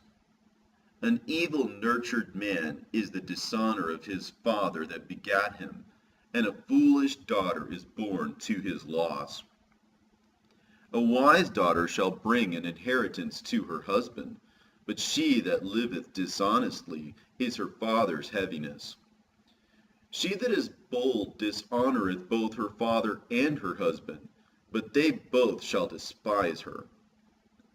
A tale out of season is as music in the morning, but stripes and correction of wisdom are never out of time. Whoso teacheth a fool is as one that glueth a potsherd together, and as he that waketh one from a sound sleep. He that telleth a tale to a fool speaketh to one in a slumber. When he hath told his tale, he will say, What is the matter? If children live honestly, and have wherewithal, they shall cover the baseness of their parents. But children, being haughty, through disdain and want of nurture, do stain the nobility of their kindred. Weep for the dead, for he hath lost the light, and weep for the fool, for he wanteth understanding. Make little weeping for the dead, for he is at rest. But the life of the fool is worse than death. 7 days do men mourn for him that is dead, but for a fool and an ungodly man all the days of his life. Talk not much with a fool, and go not to him that hath no understanding. Beware of him, lest thou have trouble, and thou shalt never be defiled with his fooleries. Depart from him, and thou shalt find rest, and never be disquieted with madness. What is heavier than lead? And what is the name thereof but a fool? Sand and salt and a mass of iron is easier to bear than a man without understanding. As timber girt and bound together in a building cannot be loosed with shaking, so the heart that is established by advised counsel shall fear at no time. A heart settled upon a thought of understanding is as a fair plastering on the wall of a gallery. Pails set on an high place will never stand against the wind. So a fearful heart in the imagination of a fool cannot stand against any fear. He that pricketh the eye will make tears to fall, and he that pricketh the heart maketh it to show her knowledge. Whoso casteth a stone at the birds frayeth them away, and he that upbraideth his friend breaketh friendship. Though thou drewest a sword at thy friend, yet despair not, for there may be a returning to favor. If thou hast opened thy mouth against thy friend, fear not, for there may be a reconciliation, except for upbraiding or pride or disclosing of secrets or a treacherous wound. For these things every friend will depart.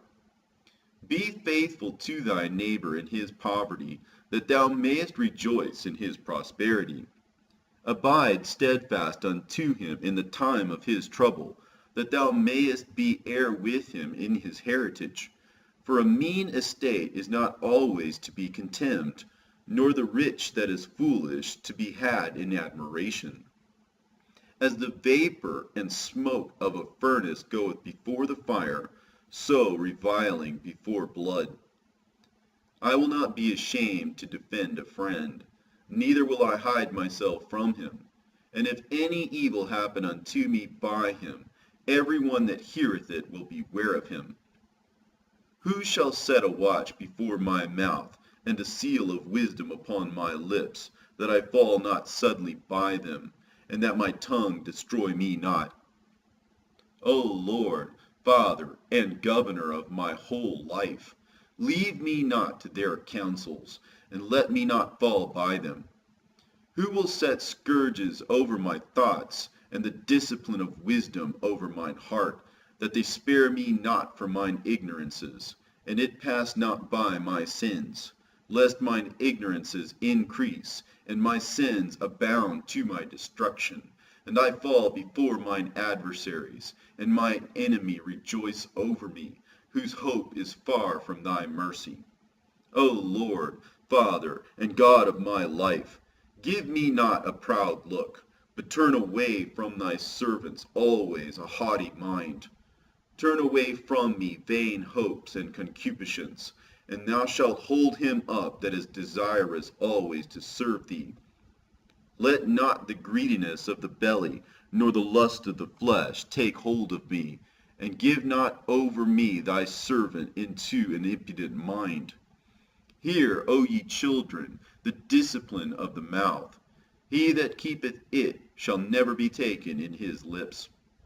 The sinner shall be left in his foolishness. Both the evil speaker and the proud shall fall thereby. Accustom not thy mouth to swearing, neither use thyself to the naming of the Holy One. For as a servant that is continually beaten shall not be without a blue mark, so he that sweareth and nameth God continually shall not be faultless. A man that useth much swearing shall be filled with iniquity, and the plague shall never depart from his house. If he shall offend, his sin shall be upon him, and if he acknowledge not his sin, he maketh a double offense. And if he swear in vain, he shall not be innocent, but his house shall be full of calamities. There is a word that is clothed about with death. God grant that it be not found in the heritage of Jacob, for all such things shall be far from the godly, and they shall not wallow in their sins. Use not thy mouth to intemperate swearing, for therein is the word of sin. Remember thy father and thy mother when thou sittest among great men, and be not forgetful before them, and so thou by thy custom become a fool, and wish that thou hadst not been born, and curse the day of thy nativity. The man that is accustomed to opprobrious words will never be reformed all the days of his life. Two sorts of men multiply sin, and the third will bring wrath. A hot mind is as a burning fire. It will never be quenched till it be consumed. A fornicator in the body of his flesh will never cease till he hath kindled a fire. All bread is sweet to a whoremonger. He will not leave off till he die. A man that breaketh wedlock, saying thus in his heart, Who seeth me? I am compassed about with darkness. The walls cover me, and nobody seeth me. What need I to fear? The Most High will not remember my sins. Such a man only feareth the eyes of men, and knoweth not that the eyes of the Lord are 10,000 times brighter than the sun, beholding all the ways of men, and considering the most secret parts. He knew all things ere ever they were created. So also after they were perfected he looked upon them all. This man shall be punished in the streets of the city, and where he suspecteth not he shall be taken. Thus shall it go also with the wife that leaveth her husband, and bringeth in an heir by another. For first, she hath disobeyed the law of the Most High, and secondly, she hath trespassed against her own husband, and thirdly, she hath played the whore in adultery, and brought children by another man. She shall be brought out into the congregation, and inquisition shall be made of her children. Her children shall not take root, and her branches shall bring forth no fruit. She shall leave her memory to be cursed, and her reproach shall not be blotted out. And they that remain shall know that there is nothing better than the fear of the Lord, and that there is nothing sweeter than to take heed unto the commandments of the Lord. It is great glory to follow the Lord, and to be received of him is long life. Wisdom shall praise herself, and shall glory in the midst of her people. In the congregation of the Most High shall she open her mouth, and triumph before his power. I came out of the mouth of the Most High, and covered the earth as a cloud. I dwelt in high places, and my throne is in a cloudy pillar. I alone compassed the circuit of heaven, and walked in the bottom of the deep. In the waves of the sea, and in all the earth, and in every people and nation, I got a possession. With all these I sought rest, and in whose inheritance shall I abide? So the Creator of all things gave me a commandment, and he that made me caused my tabernacle to rest, and said, Let thy dwelling be in Jacob, and thine inheritance in Israel. He created me from the beginning, before the world, and I shall never fail. In the holy tabernacle I served before him, and so was I established in Zion. Likewise, in the beloved city he gave me rest, and in Jerusalem was my power. And I took root in an honorable people, even in the portion of the Lord's inheritance. I was exalted like a cedar in Libanus, and as a cypress tree upon the mountains of Hermon. I was exalted like a palm tree in En-gedi, and was as a rose plant in Jericho, as a fair olive tree in a pleasant field, and grew up as a plane tree by the water. I gave a sweet smell like cinnamon and aspalathus, and I yielded a pleasant odor like the best myrrh, as galbanum and onyx and sweet storax, and as the fume of frankincense in the tabernacle. As the turpentine tree I stretched out my branches, and my branches are the branches of honor and grace. As the vine brought I forth pleasant savor, and my flowers are the fruit of honor and riches. I am the mother of fair love, and fear, and knowledge, and holy hope. I therefore, being eternal, and given to all of my children which are named of him, come unto me, all ye that be desirous of me, and fill yourselves with my fruits. For my memorial is sweeter than honey, and mine inheritance than the honeycomb. They that eat me shall yet be hungry, and they that drink me shall yet be thirsty. He that obeyeth me shall never be confounded, and they that work by me shall not do amiss. All these things are the book of the covenant of the Most High God, even the law which Moses commanded for an heritage unto the congregations of Jacob. Faint not to be strong in the Lord, that he may confirm you.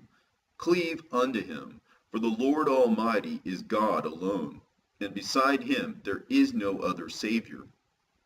He filleth all things with his wisdom, as Pison and as Tigris in the time of the new fruits.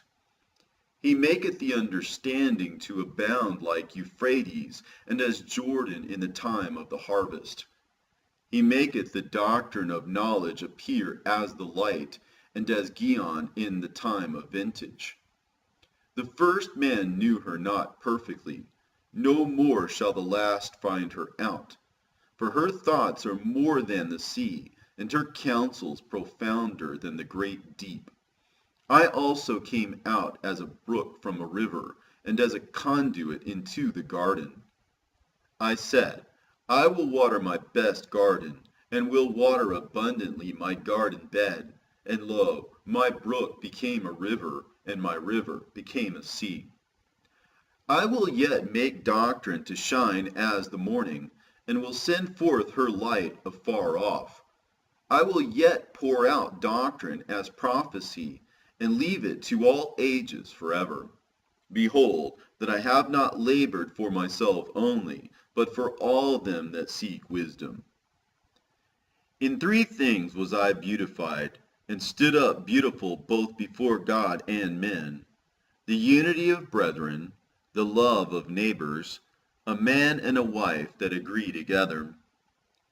3 sorts of men my soul hateth, and I am greatly offended at their life: a poor man that is proud, a rich man that is a liar, and an old adulterer that doteth. If thou hast gathered nothing in thy youth, how canst thou find anything in thine age? Oh, how comely a thing is judgment for gray hairs, and for ancient men to know counsel. Oh, how comely is the wisdom of old men, and understanding and counsel to men of honor. Much experience is the crown of old men, and the fear of God is their glory. There be 9 things which I have judged in mine heart to be happy, and the 10th I will utter with my tongue. A man that hath joy of his children, and he that liveth to see the fall of his enemy. Well is him that dwelleth with a wife of understanding, and hath not slipped with his tongue, and that hath not served a man more unworthy than himself. Well is him that hath found prudence, and he that speaketh in the ears of them that will hear. O how great is he that findeth wisdom! Yet is there none above him that feareth the Lord. But the love of the Lord passeth all things for illumination. He that holdeth it, whereto shall he be likened? The fear of the Lord is the beginning of his love, and faith is the beginning of cleaving unto him. Give me any plague but the plague of the heart, and any wickedness but the wickedness of a woman, and any affliction but the affliction from them that hate me, and any revenge but the revenge of enemies. There is no head above the head of a serpent, and there is no wrath above the wrath of an enemy. I had rather dwell with a lion and a dragon than to keep house with a wicked woman. The wickedness of a woman changeth her face, and darkeneth her countenance like sackcloth. Her husband shall sit among his neighbors, and when he heareth it shall sigh bitterly. All wickedness is but little to the wickedness of a woman. Let the portion of a sinner fall upon her.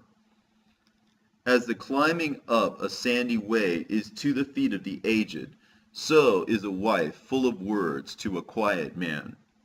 Stumble not at the beauty of a woman, and desire her not for pleasure. A woman, if she maintain her husband, is full of anger, impudence, and much reproach. A wicked woman abateth the courage, maketh an heavy countenance, and a wounded heart. A woman that will not comfort her husband in distress maketh weak hands and feeble knees. Of the woman came the beginning of sin, and through her we all die. Give the water no passage, neither a wicked woman liberty to gad abroad. If she go not as thou wouldest have her, cut her off from thy flesh, and give her a bill of divorce, and let her go. Blessed is the man that hath a virtuous wife, for the number of his days shall be doubled.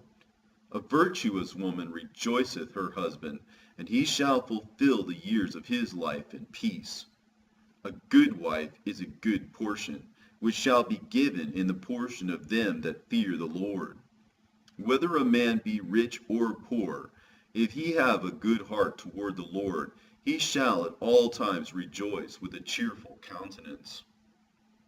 There be 3 things that mine heart feareth, and for the 4th I was sore afraid. The slander of a city, the gathering together of an unruly multitude, and a false accusation. All these are worse than death. But a grief of heart and sorrow is a woman that is jealous over another woman, and a scourge of the tongue which communicateth with all. An evil wife is a yoke shaken to and fro. He that hath hold of her is as though he held a scorpion. A drunken woman and a gatter abroad causeth great anger, and she will not cover her own shame. The whoredom of a woman may be known in her haughty looks and eyelids. If thy daughter be shameless, keep her in straitly, lest she abuse herself through overmuch liberty. Watch over an impudent eye, and marvel not if she trespass against thee. She will open her mouth as a thirsty traveler when he hath found a fountain, and drink of every water near her. By every head she will sit down, and open her quiver against every arrow. The grace of a wife delighteth her husband, and her discretion will fatten his bones. A silent and loving woman is a gift of the Lord, and there is nothing so much worth as a mind well instructed. A shamefaced and faithful woman is a double grace, and her continent mind cannot be valued. As the sun when it ariseth in the high heaven, so is the beauty of a good wife in the ordering of her house. As the clear light is upon the holy candlestick, so is the beauty of the face in ripe age. As the golden pillars are upon the sockets of silver, so are the fair feet with a constant heart. My son, keep the flower of thine age sound, and give not thy strength to strangers. When thou hast gotten a fruitful possession through all the field, sow it with thine own seed, trusting in the goodness of thy stock. So thy race which thou leavest shall be magnified, having the confidence of their good descent. An harlot shall be accounted a spittle, but a married woman is a tower against death to her husband. A wicked woman is given as a portion to a wicked man, but a godly woman is given to him that feareth the Lord. A dishonest woman contemneth shame, but an honest woman will reverence her husband. A shameless woman shall be counted as a dog, but she that is shamefaced will fear the Lord. A woman that honoureth her husband shall be judged wise of all, but she that dishonoureth him in her pride shall be counted ungodly of all. A loud crying woman and a scold shall be sought out to drive away the enemies. There be 2 things that grieve my heart, and the third maketh me angry. A man of war that suffereth poverty, and men of understanding that are not set by, and one that returneth from righteousness to sin. The Lord prepareth such an one for the sword. A merchant shall hardly keep himself from doing wrong, and an huckster shall not be freed from sin. Many have sinned for a small matter, and he that seeketh for abundance will turn his eyes away. As a nail sticketh fast between the joinings of the stones, so doth sin stick close between buying and selling. Unless a man hold himself diligently in the fear of the Lord, his house shall soon be overthrown. As when one sifteth with a sieve, the refuse remaineth, so the filth of man in his talk. The furnace proveth the potter's vessels, so the trial of man is in his reasoning. The fruit declareth if the tree hath been dressed, so is the utterance of a conceit in the heart of man. Praise no man before thou hearest him speak, for this is the trial of men. If thou followest righteousness, thou shalt obtain her, and put her on, as a glorious long robe. The birds will resort unto their like, so will truth return unto them that practice in her. As the lion lieth in wait for the prey, so sin for them that work iniquity. The discourse of a godly man is always with wisdom, but a fool changeth as the moon. If thou be among the indiscreet, observe the time, but be continually among men of understanding. The discourse of fools is irksome, and their sport is the wantonness of sin. The talk of him that sweareth much, and maketh the hair stand upright, and their brawls make one stop his ears. The strife of the proud is bloodshedding, and their revilings are grievous to the ear. Whoso discovereth secrets loseth his credit, and shall never find friend to his mind. Love thy friend, and be faithful unto him. But if thou betrayest his secrets, follow no more after him. For as a man hath destroyed his enemy, so hast thou lost the love of thy neighbor. As one that letteth a bird go out of his hand, so hast thou let thy neighbor go, and shalt not get him again. Follow after him no more, for he is too far off. He is as a roe escaped out of the snare. As for a wound, it may be bound up, and after reviling there may be reconcilement, but he that betrayeth secrets is without hope. He that winketh with the eyes worketh evil, and he that knoweth him will depart from him.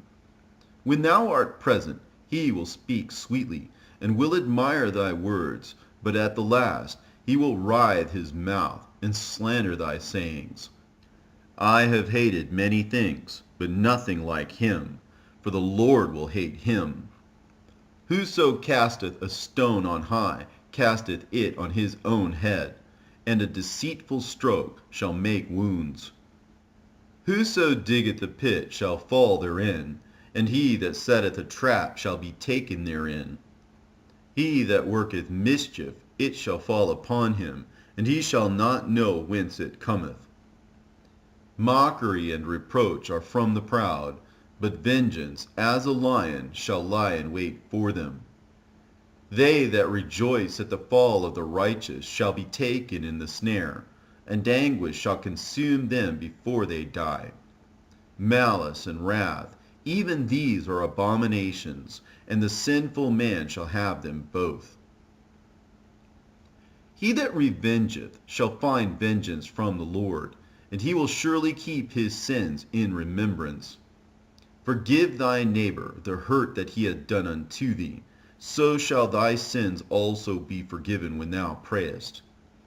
One man beareth hatred against another, and doth he seek pardon from the Lord? He showeth no mercy to a man which is like himself, and doth he ask forgiveness of his own sins?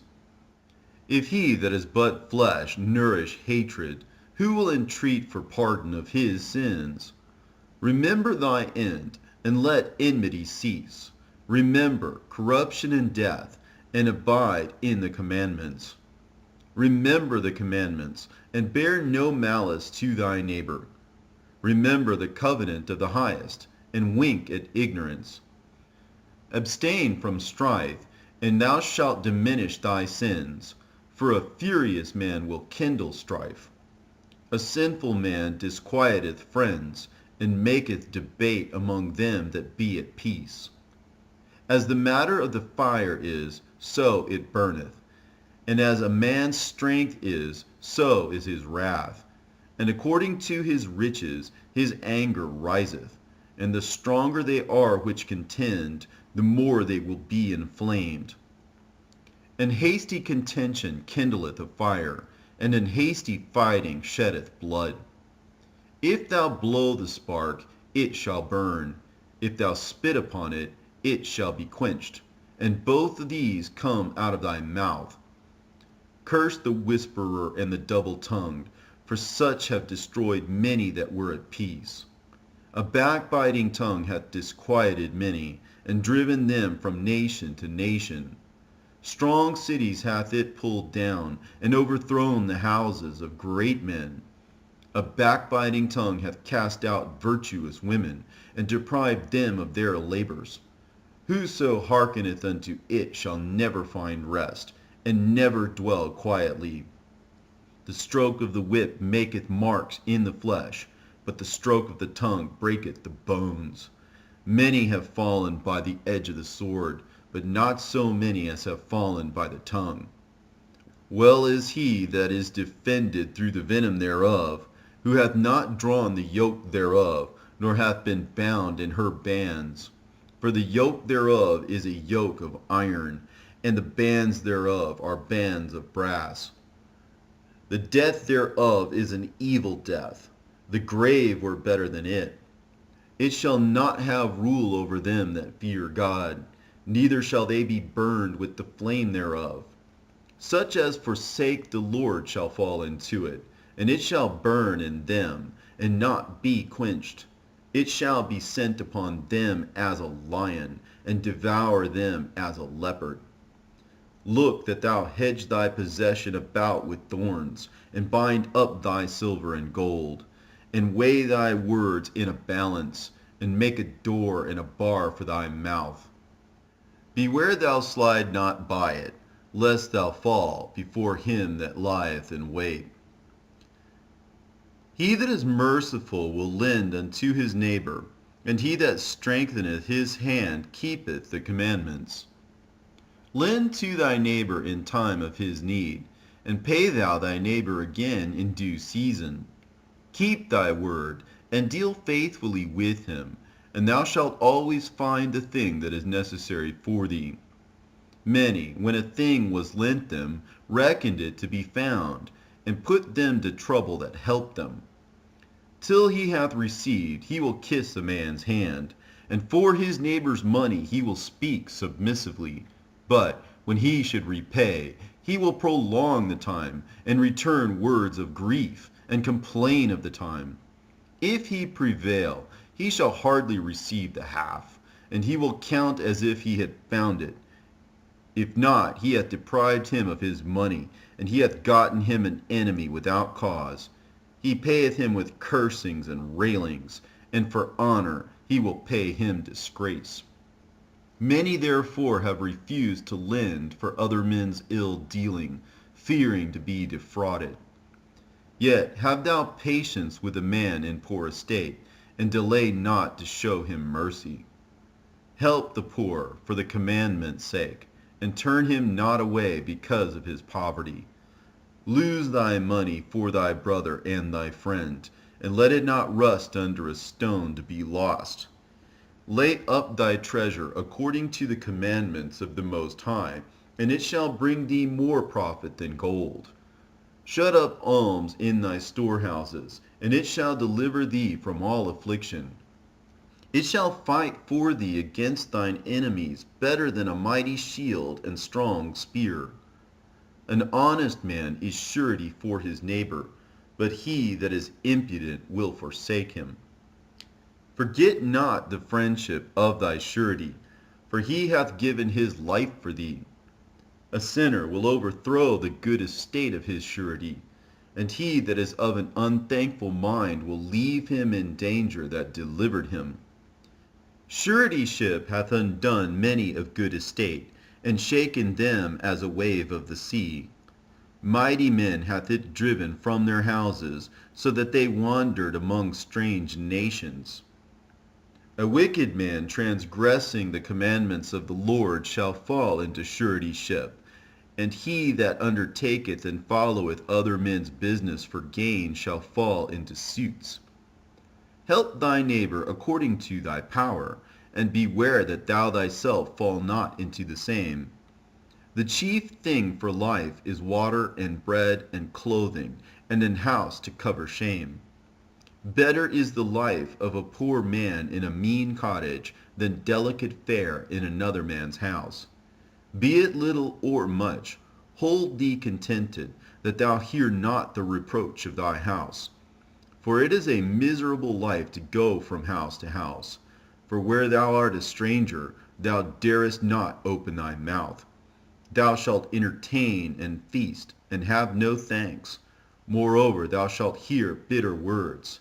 Come now, stranger, and furnish a table, and feed me of that thou hast ready. Give place, thou stranger, to an honorable man. My brother cometh to be lodged, and I have need of mine house. These things are grievous to a man of understanding, the upbraiding of house room, and reproaching of the lender. He that loveth his son causeth him oft to feel the rod, that he may have joy of him in the end. He that chastiseth his son shall have joy in him, and shall rejoice of him among his acquaintance. He that teacheth his son grieveth the enemy, and before his friends he shall rejoice of him. Though his father die, yet he is as though he were not dead, for he hath left one behind him that is like himself. While he lived, he saw and rejoiced in him, and when he died, he was not sorrowful. He left behind him an avenger against his enemies, and one that shall requite kindness to his friends. He that maketh too much of his son shall bind up his wounds, and his bowels will be troubled at every cry. An horse not broken becometh headstrong, and a child left to himself will become wilful. Conquer thy child, and he will make thee afraid. Play with him, and he will bring thee to heaviness. Laugh not with him, lest thou have sorrow with him, and lest thou gnash thy teeth in the end. Give him no liberty in his youth, and wink not at his follies. Bow down his neck while he is young, and beat him on the sides while he is a child, lest he wax stubborn and be disobedient unto thee, and so bring sorrow to thine heart. Chastise thy son, and hold him to labor, lest his lewd behavior be an offense unto thee. Better is the poor, being sound and strong of constitution, than a rich man that is afflicted in his body. Health and good estate of body are above all gold, and a strong body above infinite wealth. There is no riches above a sound body, and no joy above the joy of the heart. Death is better than a bitter life, or continual sickness. Delicates poured upon a mouth shut up are as masses of meat set upon a grave. What good doeth an offering unto an idol? For neither can it eat nor smell. So is he that is persecuted of the Lord. He seeth with his eyes and groaneth, as an eunuch that embraceth a virgin and sigheth. Give not over thy mind to heaviness, and afflict not thyself in thine own counsel. The gladness of the heart is the life of man, and the joyfulness of a man prolongeth his days. Love thine own soul, and comfort thy heart. Remove sorrow far from thee, for sorrow hath killed many, and there is no profit therein. Envy and wrath shorten the life, and carefulness bringeth age before the time. A cheerful and good heart will have a care of his meat and diet. Watching for riches consumeth the flesh, and care thereof driveth away sleep. Watching care will not let a man slumber, as a sore disease breaketh sleep. The rich hath great labor in gathering riches together, and when he resteth, he is filled with his delicates. The poor laboureth in his poor estate, and when he leaveth off, he is still needy. He that loveth gold shall not be justified, and he that followeth corruption shall have enough thereof. Gold hath been the ruin of many, and their destruction was present. It was a stumbling block unto them that sacrifice unto it, and every fool shall be taken therewith. Blessed is the rich that is found without blemish, and hath not gone after gold. Who is he, and we will call him blessed? For wonderful things hath he done among his people. Who hath been tried thereby, and found perfect? Then let him glory. Who might offend, and hath not offended, or done evil, and hath not done it? His good shall be established, and the congregation shall declare his alms. If thou sit at a bountiful table, be not greedy upon it, and say not, there is much meat on it. Remember that a wicked eye is an evil thing, and what is created more wicked than an eye? Therefore it weepeth upon every occasion. Stretch not thine hand whithersoever it looketh, and thrust it not with him into the dish. Judge not thy neighbor by thyself, and be discreet in every point. Eat as it becometh a man those things which are set before thee, and devour not, lest thou be hated. Leave off first for manners' sake, and be not unsatiable, lest thou offend. When thou sittest among many, reach not thine hand out first of all. A very little is sufficient for a man well nurtured, and he fetched not his wind short upon his bed. Sound sleep cometh of moderate eating. He riseth early, and his wits are with him. But the pain of watching, and choler, and pangs of the belly, are with an unsatiable man. And if thou hast been forced to eat, arise, go forth, vomit, and thou shalt have rest.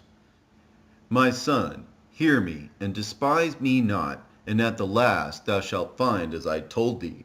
In all thy works be quick, so shall there no sickness come unto thee. Whoso is liberal of his meat, men shall speak well of him, and the report of his good housekeeping will be believed. But against him that is stingy with his meat, the whole city shall murmur, and the testimonies of his stinginess shall not be doubted of. Show not thy valiantness in wine, for wine hath destroyed many. The furnace proveth the edge by dipping, so doth wine the hearts of the proud by drunkenness. Wine is as good as life to a man, if it be drunk moderately. What life is then to a man that is without wine? For it was made to make men glad. Wine measurably drunk and in season bringeth gladness of the heart, and cheerfulness of the mind. But wine drunken with excess maketh bitterness of the mind, with brawling and quarrelling. Drunkenness increaseth the rage of a fool till he offend. It diminisheth strength, and maketh wounds. Rebuke not thy neighbor at the wine, and despise him not in his mirth. Give him no despiteful words, and press not upon him with urging to drink. If thou be made the master of a feast, lift not thyself up, but be among them as one of the rest. Take diligent care for them, and so sit down. And when thou hast done all thy office, take thy place, that thou mayest be merry with them, and receive a crown for thy well-ordering of the feast. Speak thou that art the elder, for it becometh thee, but with sound judgment, and hinder not music. Pour not out words where there is a musician, and show not forth wisdom out of time. A concert of music in a banquet of wine is as a signet of carbuncle set in gold. As a signet of an emerald set in a work of gold, so is the melody of music with pleasant wine. Speak, young man, if there be need of thee, and yet scarcely when thou art twice asked. Let thy speech be short, comprehending much in few words. Be as one that knoweth, and yet holdeth his tongue. If thou be among great men, make not thyself equal with them, and when ancient men are in place, use not many words. Before the thunder goeth lightning, and before a shamefaced man shall go favor. Rise up betimes, and be not the last, but get thee home without delay. There take thy pastime, and do what thou wilt, but sin not by proud speech. And for these things bless him that made thee, and hath replenished thee with his good things.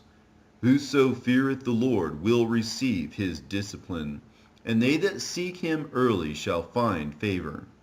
He that seeketh the law shall be filled therewith, but the hypocrite will be offended thereat. They that fear the Lord shall find judgment, and shall kindle justice as a light. A sinful man will not be reproved, but findeth an excuse according to his will. A man of counsel will be considerate, but a strange and proud man is not daunted with fear, even when of himself he hath done without counsel. Do nothing without advice, and when thou hast once done, repent not. Go not in a way wherein thou mayest fall, and stumble not among the stones. Be not confident in a plain way. And beware of thine own children. In every good work trust thine own soul, for this is the keeping of the commandments.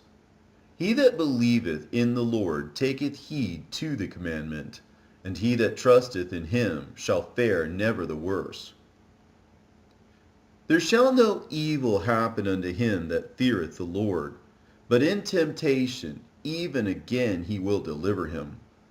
A wise man hateth not the law, but he that is an hypocrite therein is as a ship in a storm. A man of understanding trusteth in the law, and the law is faithful unto him, as an oracle. Prepare what to say, and so thou shalt be heard, and bind up instruction, and then make answer. The heart of the foolish is like a cartwheel, and his thoughts are like a rolling axle-tree. A stallion horse is as a mocking friend. He neigheth under every one that sitteth upon him. Why doth one day excel another, when as all the light of every day in the year is of the sun? By the knowledge of the Lord they were distinguished, and he altered seasons and feasts. Some of them hath he made high days, and hallowed them, and some of them he hath made ordinary days. And all men are from the ground, and Adam was created of earth. In much knowledge the Lord hath divided them, and made their ways diverse. Some of them hath he blessed and exalted, and some of them he sanctified, and set near himself. But some of them hath he cursed and brought low, and turned out of their places. As the clay is in the potter's hand, to fashion it at his pleasure, so man is in the hand of him that made him, to render to them as liketh him best. Good is set against evil, and life against death. So is the godly against the sinner, and the sinner against the godly. So look upon all the works of the Most High, and there are two and two, one against another. I awaked up last of all, as one that gathereth after the grape-gatherers. By the blessing of the Lord I profited, and tread my winepress like a gatherer of grapes. Consider that I labored not for myself only, but for all them that seek learning. Hear me, O ye great men of the people, and hearken with your ears, ye rulers of the congregation. Give not thy son and wife, thy brother and friend, power over thee while thou livest, and give not thy goods to another, lest it repent thee, and thou entreat for the same again. As long as thou livest, and hast breath in thee, give not thyself over to any. For better it is that thy children should seek to thee, than that thou shouldest stand to their courtesy. In all thy works keep to thyself the preeminence. Leave not a stain in thine honor. At the time when thou shalt end thy days, and finish thy life, distribute thine inheritance. Fodder, a wand, and burdens are for the ass, and bread, correction, and work for a servant. If thou set thy servant to labor, thou shalt find rest. But if thou let him go idle, he shall seek liberty. A yoke and a collar do bow the neck. So are tortures and torments for an evil servant. Send him to labor, that he be not idle, for idleness teacheth much evil. Set him to work, as is fit for him. If he be not obedient, put on more heavy fetters. Be not excessive toward any, and without discretion do nothing. If thou have a servant, let him be unto thee as thyself, because thou hast bought him with a price. If thou have a servant, entreat him as a brother, for thou hast need of him, as of thine own soul. If thou entreat him evil, and he run from thee, which way wilt thou go to seek him? The hopes of a man void of understanding are vain and false, and dreams lift up fools. Whoso regardeth dreams is like him that catcheth at a shadow, and followeth after the wind. The vision of dreams is the resemblance of one thing to another, even as the likeness of a face to a face. Of an unclean thing what can be cleansed? And from that thing which is false, what truth can come? Divinations and soothsayings and dreams are vain, and the heart fancieth as a woman's heart in travail. If they be not sent from the Most High in thy visitation, set not thy heart upon them. For dreams have deceived many, and they have failed that put their trust in them. The law shall be found perfect without lies, and wisdom is perfection to a faithful mouth. A man that hath travelled knoweth many things, and he that hath much experience will declare wisdom. He that hath no experience knoweth little, but he that hath travelled is full of prudence. When I travelled, I saw many things, and I understand more than I can express. I was oft times in danger of death, yet I was delivered because of these things. The spirit of those that fear the Lord shall live, for their hope is in him that saveth them. Whoso feareth the Lord shall not fear or be afraid, for he is his hope. Blessed is the soul of him that feareth the Lord. To whom doth he look, and who is his strength? For the eyes of the Lord are upon them that love him. He is their mighty protection and strong stay, a defense from heat, and a cover from the sun at noon, a preservation from stumbling, and an help from falling. He raiseth up the soul, and lighteneth the eyes. He giveth health, life, and blessing. He that sacrificeth of a thing wrongfully gotten, his offering is ridiculous, and the gifts of unjust men are not accepted.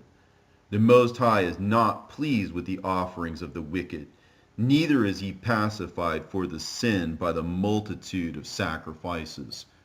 Whoso bringeth an offering of the goods of the poor doeth as one that killeth the son before his father's eyes. The bread of the needy is their life. He that defraudeth him thereof is a man of blood. He that taketh away his neighbour's living slayeth him, and he that defraudeth the labour of his hire is a bloodshedder. When one buildeth, and another pulleth down, what profit have they then but labour? When one prayeth and another curseth, whose voice will the Lord hear? He that washeth himself after the touching of a dead body, if he touch it again, what availeth his washing? So is it with a man that fasteth for his sins, and goeth again and doeth the same. Who will hear his prayer, or what doth his humbling profit him? He that keepeth the law bringeth offerings enough. He that taketh heed to the commandment offereth a peace offering. He that requiteth a good turn offereth fine flour, and he that giveth alms sacrificeth praise. To depart from wickedness is a thing pleasing to the Lord, and to forsake unrighteousness is a propitiation. Thou shalt not appear empty before the Lord, for all these things are to be done because of the commandment. The offering of the righteous maketh the altar fat, and the sweet savor thereof is before the Most High. The sacrifice of a just man is acceptable, and the memorial thereof shall never be forgotten. Give the Lord his honor with a good eye, and diminish not the first fruits of thine hands. In all thy gifts show a cheerful countenance, and dedicate thy tithes with gladness. Give unto the Most High according as he hath enriched thee, and as thou hast gotten, give with a cheerful eye. For the Lord recompenseth, and will give thee 7 times as much. Do not think to corrupt with gifts, for such he will not receive. And trust not to unrighteous sacrifices, for the Lord is judge, and with him is no respect of persons. He will not accept any person against a poor man, but will hear the prayer of the oppressed. He will not despise the supplication of the fatherless, nor the widow, when she poureth out her complaint. Do not the tears run down the widow's cheeks? And is not her cry against him that causeth them to fall? He that serveth the Lord shall be accepted with favor, and his prayer shall reach unto the clouds. The prayer of the humble pierceth the clouds, and till it come nigh, he will not be comforted, and will not depart till the Most High shall behold to judge righteously and execute judgment. For the Lord will not be slack, neither will the mighty be patient toward them, till he have smitten in sunder the loins of the unmerciful, and repaid vengeance to the heathen, till he have taken away the multitude of the proud, and broken the scepter of the unrighteous, till he have rendered to every man according to his deeds, and to the works of men according to their devices, till he have judged the cause of his people, and made them to rejoice in his mercy. Mercy is seasonable in the time of affliction, as clouds of rain in the time of drought.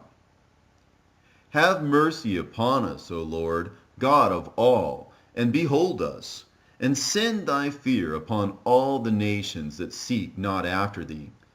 Lift up thy hand against the strange nations, and let them see thy power. As thou wast sanctified in us before them, so be thou magnified among them before us. And let them know thee, as we have known thee, that there is no God but only thou, O God. Show new signs, and make other strange wonders. Glorify thy hand and thy right arm, that they may set forth thy wondrous works. Raise up indignation, and pour out wrath. Take away the adversary, and destroy the enemy. Make the time short. Remember the covenant, and let them declare thy wonderful works. Let him that escapeth be consumed by the rage of the fire, and let them perish that oppress the people. Smite in sunder the heads of the rulers of the heathen, that say there is none other but we. Gather all the tribes of Jacob together, and inherit thou them, as from the beginning. O Lord, have mercy upon the people that is called by thy name, and upon Israel, whom thou hast named thy firstborn. O be merciful unto Jerusalem, thy holy city. the place of thy rest. Fill Sion with thine unspeakable oracles, and thy people with thy glory. Give testimony unto those that thou hast possessed from the beginning, and raise up prophets that have been in thy name. Reward them that wait for thee, and let thy prophets be found faithful. O Lord, hear the prayer of thy servants, according to the blessing of Aaron over thy people, that all they which dwell upon the earth may know that thou art the Lord, the eternal God. The belly devoureth all meats, yet is one meat better than another. As the palate tasteth divers kinds of venison, so doth an heart of understanding false speeches. A froward heart causeth heaviness, but a man of experience will recompense him. A woman will receive every man, yet is one daughter better than another. The beauty of a woman cheereth the countenance, and a man loveth nothing better. If there be kindness, meekness, and comfort in her tongue, then is not her husband like other men. He that getteth a wife begetteth a possession, a help like unto himself, and a pillar of rest. Where no hedge is, there the possession is spoiled, and he that hath no wife will wander up and down mourning. Who will trust a thief well appointed, that skippeth from city to city? So who will believe a man that hath no house, and lodgeth wheresoever the night taketh him? Every friend saith, I am his friend also. But there is a friend which is only a friend in name. Is it not a grief unto death when a companion and friend is turned to an enemy? O wicked imagination, whence camest thou in to cover the earth with deceit? There is a companion which rejoiceth in the prosperity of a friend, but in the time of trouble will be against him. There is a companion which helpeth his friend for the belly, and taketh up the buckler against the enemy. Forget not thy friend in thy mind, and be not unmindful of him in thy riches. Every counselor extolleth counsel, but there is some that counseleth for himself. Beware of a counselor, and know before what need he hath, for he will counsel for himself, lest he cast the lot upon thee, and say unto thee, Thy way is good, and afterward he stand on the other side to see what shall befall thee. Consult not with one that suspecteth thee, and hide thy counsel from such as envy thee. Neither consult with a woman touching her of whom she is jealous, neither with a coward in matters of war, nor with a merchant concerning exchange, nor with a buyer of selling, nor with an envious man of thankfulness, nor with an unmerciful man touching kindness, nor with the slothful for any work, nor with an hireling for a year of finishing work, nor with an idle servant of much business. Hearken not unto these in any matter of counsel, but be continually with a godly man, whom thou knowest to keep the commandments of the Lord, whose mind is according to thy mind, and will sorrow with thee if thou shalt miscarry. And let the counsel of thine own heart stand, for there is no man more faithful unto thee than it. For a man's mind is sometime wont to tell him more than 7 watchmen that sit above in an high tower.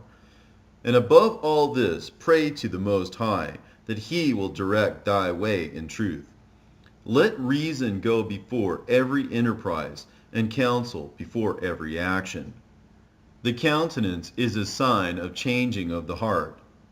4 manner of things appear, good and evil, life and death, but the tongue ruleth over them continually.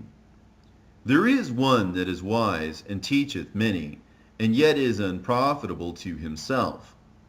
There is one that showeth wisdom in words, and is hated. He shall be destitute of all food. For grace is not given him from the Lord, because he is deprived of all wisdom. Another is wise to himself, and the fruits of understanding are commendable in his mouth. A wise man instructeth his people, and the fruits of his understanding fail not. A wise man shall be filled with blessing, and all they that see him shall count him happy. The days of the life of man may be numbered, but the days of Israel are innumerable. A wise man shall inherit glory among his people, and his name shall be perpetual. My son, prove thy soul in thy life, and see what is evil for it, and give not that unto it. For all things are not profitable for all men, neither hath every soul pleasure in every thing. Be not unsatiable in any dainty thing, nor too greedy upon meats. For excess of meats bringeth sickness, and surfeiting will turn into choler. By surfeiting many have perished, but he that taketh heed prolongeth his life. Honor a physician with the honor due unto him for the uses which ye may have of him, for the Lord hath created him. For of the Most High cometh healing, and he shall receive honor of the king. The skill of the physician shall lift up his head, and in the sight of great men he shall be in admiration. The Lord hath created medicines out of the earth, and he that is wise will not abhor them. Was not the water made sweet with wood, that the virtue thereof might be known? And he hath given men great skill, that he might be honored in his marvelous works. With such doth he heal men, and taketh away their pains. Of such doth the apothecary make confection, and of his works there is no end, and from him is peace over all the earth. My son, in thy sickness be not negligent, but pray unto the Lord, and he will make thee whole. Leave off from sin, and order thine hands aright, and cleanse thy heart from all wickedness. Give a sweet savor and a memorial of fine flour, and make a fat offering, as not being. Then give place to the physician, for the Lord hath created him. Let him not go far from thee, for thou hast need of him.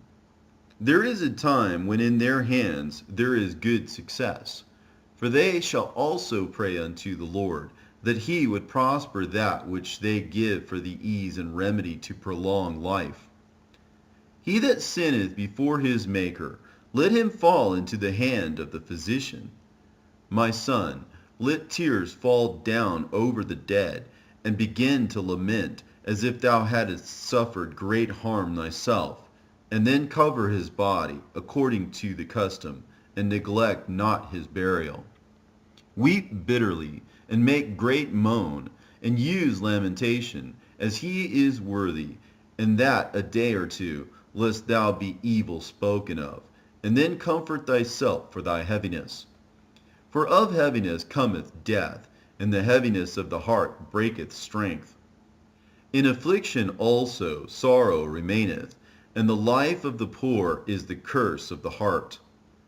Take no heaviness to heart, drive it away, and remember the last end. Forget it not, for there is no turning again. Thou shalt not do him good, but hurt thyself. Remember my judgment, for thine also shall be so. Yesterday for me, and today for thee. When the dead is at rest, let his remembrance rest, and be comforted for him, when his spirit is departed from him. The wisdom of a learned man cometh by opportunity of leisure, and he that hath little business shall become wise. How can he get wisdom that holdeth the plough, and that glorieth in the goad, that driveth oxen, and is occupied in their labors, and whose talk is of bullocks? He giveth his mind to make furrows, and is diligent to give the kine fodder. So every carpenter and workmaster that laboureth night and day, and they that cut and grave seals, and are diligent to make great variety, and give themselves to counterfeit imagery, and watch to finish a work. The smith also, sitting by the anvil, and considering the ironwork, the vapor of the fire, wasteth his flesh, and he fighteth with the heat of the furnace. The noise of the hammer and the anvil is ever in his ears, and his eyes look still upon the pattern of the thing that he maketh. He setteth his mind to finish his work, and watcheth to polish it perfectly. So doth the potter sitting at his work, and turning the wheel about with his feet, who is always carefully set at his work, and maketh all his work by number. He fashioneth the clay with his arm, and boweth down his strength before his feet. He applieth himself to let it over, and he is diligent to make clean the furnace. All these trust to their hands, and every one is wise in his work. Without these cannot a city be inhabited, and they shall not dwell where they will, nor go up and down. They shall not be sought for in public council, nor sit high in the congregation. They shall not sit on the judge's seat, nor understand the sentence of judgment. They cannot declare justice and judgment, and they shall not be found where parables are spoken. But they will maintain the state of the world, and all their desire is in the work of their craft. But he that giveth his mind to the law of the Most High, and is occupied in the meditation thereof, will seek out the wisdom of all the ancient, and be occupied in prophecies. He will keep the sayings of the renowned men, and where subtle parables are, he will be there also. He will seek out the secrets of grave sentences, and be conversant in dark parables. He shall serve among great men, and appear before princes. He will travel through strange countries, for he hath tried the good and the evil among men. He will give his heart to resort early to the Lord that made him, and will pray before the Most High, and will open his mouth in prayer, and make supplication for his sins. When the great Lord will, he shall be filled with the spirit of understanding. He shall pour out wise sentences, and give thanks unto the Lord in his prayer. He shall direct his counsel and knowledge, and in his secrets he shall meditate. He shall show forth that which he hath learned, and shall glory in the law of the covenant of the Lord. Many shall commend his understanding, and so long as the world endureth, it shall not be blotted out. His memorial shall not depart away, and his name shall live from generation to generation. Nation shall show forth his wisdom, and the congregation shall declare his praise. If he die, he shall leave a greater name than 1,000, and if he live, he shall increase it. Yet have I more to say, which I have thought upon, for I am filled as the moon at the full. Hearken unto me, ye holy children, and bud forth as a rose growing by the brook of the field. And give ye a sweet savor as frankincense, and flourish as a lily. Send forth a smell, and sing a song of praise. Bless the Lord in all his works. Magnify his name, and show forth his praise with the songs of your lips, and with harps, and in praising him ye shall say after this manner, All the works of the Lord are exceeding good, and whatsoever he commandeth shall be accomplished in due season. And none may say, What is this? Wherefore is that? For at time convenient they shall all be sought out. At his commandment the waters stood as an heap, and at the words of his mouth the receptacles of water. At his commandment is done whatsoever pleaseth him, and none can hinder when he will save. The works of all flesh are before him, and nothing can be hid from his eyes. He seeth from everlasting to everlasting, and there is nothing wonderful before him. A man need not to say, What is this? Wherefore is that? For he hath made all things for their uses. His blessing covered the dry land as a river, and watered it as a flood. And he hath turned the waters into saltness, so shall the heathen inherit his wrath. As his ways are plain unto the holy, so are they stumbling blocks unto the wicked. For the good are good things created from the beginning, so evil things for the sinners. The principal things for the whole use of man's life are water, fire, iron, and salt, flour of wheat, honey, milk, and the blood of the grape, and oil, and clothing. All these things are for good to the godly, so to the sinners they are turned into evil. There be spirits that are created for vengeance, which in their fury lay on sore strokes. In the time of destruction they pour out their force, and appease the wrath of him that made them. Fire and hail, and famine and death, all these were created for vengeance. Teeth of wild beasts, and scorpions, serpents, and the sword punishing the wicked to destruction. They shall rejoice in his commandment, and they shall be ready upon the earth when need is. And when their time is come, they shall not transgress his word. Therefore from the beginning I was resolved, and thought upon these things, and have left them in writing. All the works of the Lord are good, and he will give every needful thing in due season, so that a man cannot say, this is worse than that, for in time they shall all be well approved. And therefore praise ye the Lord with the whole heart and mouth, and bless the name of the Lord.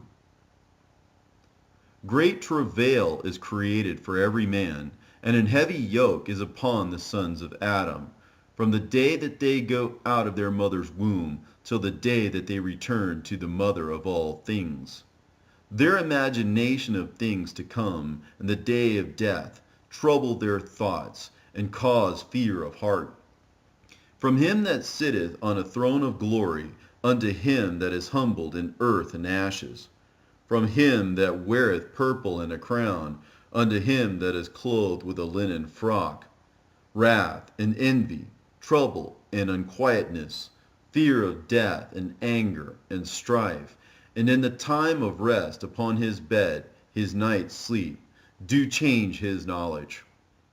A little or nothing is his rest, and afterward he is in his sleep, as in a day of keeping watch, troubled in the vision of his heart, as if he were escaped out of a battle. When all is safe, he awaketh, and marveleth that the fear was nothing. Such things happen unto all flesh, both man and beast, death and bloodshed, strife and sword, calamities, famine, tribulation, and the scourge. These things are created for the wicked, and for their sakes came the flood. All things that are of the earth shall turn to the earth again, and that which is of the waters doth return unto the sea. All bribery and injustice shall be blotted out, but true dealings shall endure forever. The goods of the unjust shall be dried up like a river, and shall vanish with noise, like a great thunder and rain. While he openeth his hand, he shall rejoice. So shall transgressors come to naught. The children of the ungodly shall not bring forth any branches, but are as unclean roots upon a hard rock. The weed growing upon every water and bank of a river shall be pulled up before all grass. Bountifulness is as a most fruitful garden, and mercifulness endureth forever. To labor and to be content with that a man hath is a sweet life, but he that findeth a treasure is above them both. Children and the building of a city continue a man's name, but a blameless wife is counted above them both. Wine and music rejoice the heart, but the love of wisdom is above them both. The pipe and the psaltery make sweet melody, but a pleasant tongue is above them both. Thine eye desireth favor and beauty, but more than both, corn while it is green. A friend and companion never meet amiss, but above both is a wife with her husband. Brethren and help are against time of trouble, but alms shall deliver more than them both. Gold and silver make the foot stand sure, but counsel is esteemed above them both. Riches and strength lift up the heart, but the fear of the Lord is above them both. There is no want in the fear of the Lord, and it needeth not to seek help. The fear of the Lord is a fruitful garden, and covereth him above all glory. My son, lead not a beggar's life, for better it is to die than to beg. The life of him that dependeth on another man's table is not to be counted for a life, for he polluteth himself with other men's meat. But a wise man, well nurtured, will beware thereof. Begging is sweet in the mouth of the shameless, but in his belly there shall burn a fire. O death, how bitter is the remembrance of thee to a man that liveth at rest in his possessions, unto the man that hath nothing to vex him, and that hath prosperity in all things, yea, unto him that is yet able to receive meat. O death, acceptable is thy sentence unto the needy, and unto him whose strength faileth, and that is now in the last age, and is vexed with all things, and to him that despaireth and hath lost patience. Fear not the sentence of death. Remember them that have been before thee, and that come after. For this is the sentence of the Lord over all flesh. And why art thou against the pleasure of the Most High? There is no inquisition in the grave, whether thou hast lived 10 or 100 or 1,000 years. The children of sinners are abominable children, and they that are conversant in the dwelling of the ungodly. The inheritance of sinners' children shall perish, and their posterity shall have a perpetual reproach. The children will complain of an ungodly father, because they shall be reproached for his sake. Woe be unto you, ungodly men, which have forsaken the law of the Most High God. For if ye increase, it shall be to your destruction. And if ye be born, ye shall be born to a curse. And if ye die, a curse shall be your portion. All that are of the earth shall turn to earth again. So the ungodly shall go from a curse to destruction. The mourning of men is about their bodies, but an ill name of sinners shall be blotted out. Have regard to thy name, for that shall continue with thee above 1,000 great treasures of gold. A good life hath but few days, but a good name endureth forever. My children, keep discipline in peace, for wisdom that is hid, and a treasure that is not seen, what profit is in them both? A man that hideth his foolishness is better than a man that hideth his wisdom. Therefore be shamefaced according to my word, for it is not good to retain all shamefacedness, neither is it altogether approved in every thing. Be ashamed of whoredom before father and mother, and of a lie before a prince and a mighty man, of an offense before a judge and ruler, of iniquity before a congregation and people, of unjust dealing before thy partner and friend, and of theft in regard to the place where thou sojournest, and in regard of the truth of God and his covenant, and lean with thine elbow upon the meat, and of scorning to give and take, and of silence before them that salute thee, and to look upon an harlot, and to turn away thy face from thy kinsman, or to take away a portion or a gift, or to gaze upon another man's wife, or to be over busy with his maid, and come not near her bed, and of upbraiding speeches before friends, and after thou hast given, upbraid not, or of iterating and speaking again that which thou hast heard, and of revealing secrets. So shalt thou be truly shamefaced, and find favor before all men. Of these things be not thou ashamed, and accept no person to sin thereby. of the law of the Most High and his covenant, and of judgment to justify the ungodly, of reckoning with thy partners and travelers, or of the gift of the heritage of friends, of exactness of balance and weights, or of getting much or little, and of merchants indifferent selling, of much correction of children, and to make the side of an evil servant to bleed. Sure keeping is good where an evil wife is, and shut up where many hands are. Deliver all things in number and weight, and put all in writing that thou givest out or receivest in. Be not ashamed to inform the unwise and foolish, and the extreme aged that contendeth with those that are young. Thus shalt thou be truly learned, and approved of all men living. The father waketh for the daughter when no man knoweth, and the care for her taketh away sleep when she is young, lest she pass away the flower of her age, and being married, lest she should be hated. In her virginity, lest she should be defiled and gotten with child in her father's house, and having an husband, lest she should misbehave herself, and when she is married, lest she should be barren. Keep a sure watch over a shameless daughter, lest she make thee a laughingstock to thine enemies, and a byword in the city, and a reproach among the people, and make thee ashamed before the multitude. Behold, not everybody's beauty, and sit not in the midst of women. For from garments cometh a moth, and from women wickedness. Better is the churlishness of a man than a courteous woman, a woman, I say, which bringeth shame and reproach. I will now remember the works of the Lord, and declare the things that I have seen. In the words of the Lord are his works. The sun that giveth light looketh upon all things, and the work thereof is full of the glory of the Lord. The Lord hath not given power to the saints to declare all his marvelous works, which the Almighty Lord firmly settled, that whatsoever is might be established for his glory. He seeketh out the deep and the heart, and considereth their crafty devices.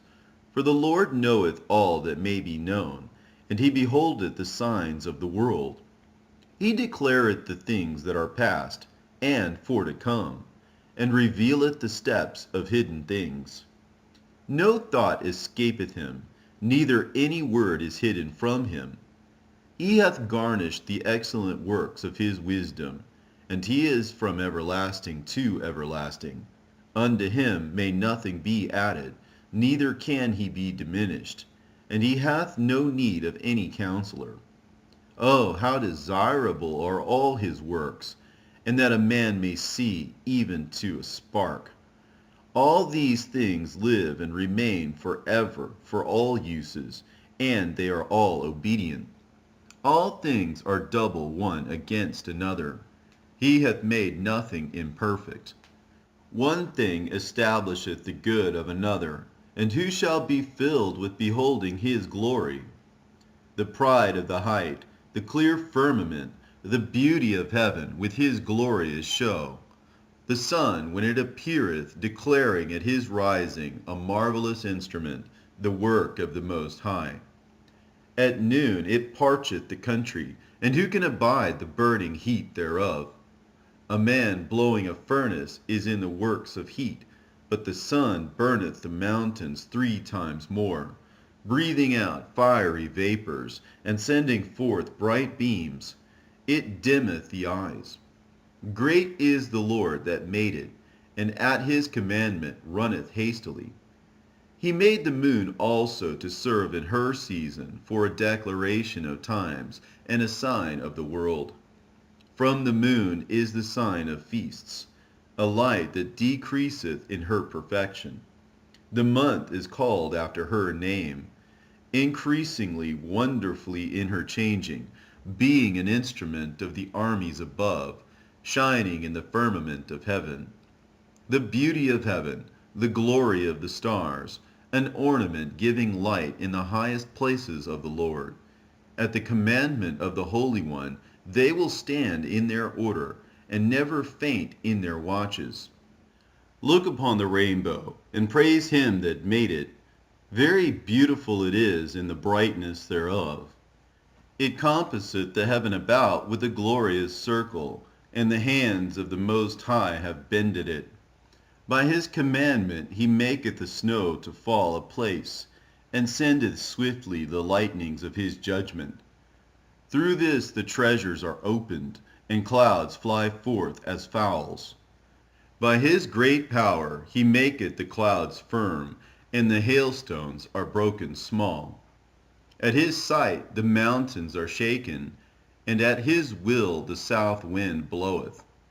The noise of the thunder maketh the earth to tremble, so doth the northern storm and the whirlwind. As birds flying he scattereth the snow, and the falling down thereof is as the lightning of grasshoppers. The eye marveleth at the beauty of the whiteness thereof, and the heart is astonished at the raining of it. The hoarfrost also, as salt he poureth on the earth, and being congealed, it lieth on the top of sharp stakes. When the cold north wind bloweth, and the water is congealed into ice, it abideth upon every gathering together of water, and clotheth the water as with the breastplate. It devoureth the mountains, and burneth the wilderness, and consumeth the grass as fire. A present remedy of all is a mist coming speedily, a dew coming after heat refresheth. By his counsel he appeaseth the deep, and planteth islands therein. They that sail on the sea tell of the danger thereof, and when we hear it with our ears, we marvel thereat. For therein be strange and wondrous works, variety of all kinds of beasts, and whales created. By him the end of them hath prosperous success, and by his word all things consist. We may speak much, and yet come short, wherefore in sum he is all. How shall we be able to magnify him? For he is great above all his works. The Lord is terrible and very great, and marvelous is his power. When ye glorify the Lord, exalt him as much as ye can, for even yet will he far exceed. And when ye exalt him, put forth all your strength, and be not weary, for ye can never go far enough. Who hath seen him that he might tell us? And who can magnify him as he is? There are hid yet greater things than these be, for we have seen but a few of his works. For the Lord hath made all things, and to the godly hath he given wisdom. Let us now praise famous men, and our fathers that begat us. The Lord hath wrought great glory by them through his great power from the beginning, such as did bear rule in their kingdoms, men renowned for their power, giving counsel by their understanding, and declaring prophecies. Leaders of the people by their counsels and by their knowledge of learning meet for the people. Wise and eloquent are their instructions. Such as found out musical tunes and recited verses in writing.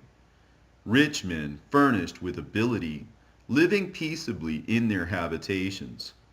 All these were honored in their generations, and were the glory of their times.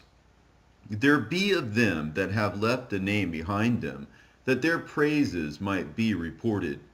And some there be which have no memorial, who are perished, as though they had never been, and are become as though they had never been born, and their children after them.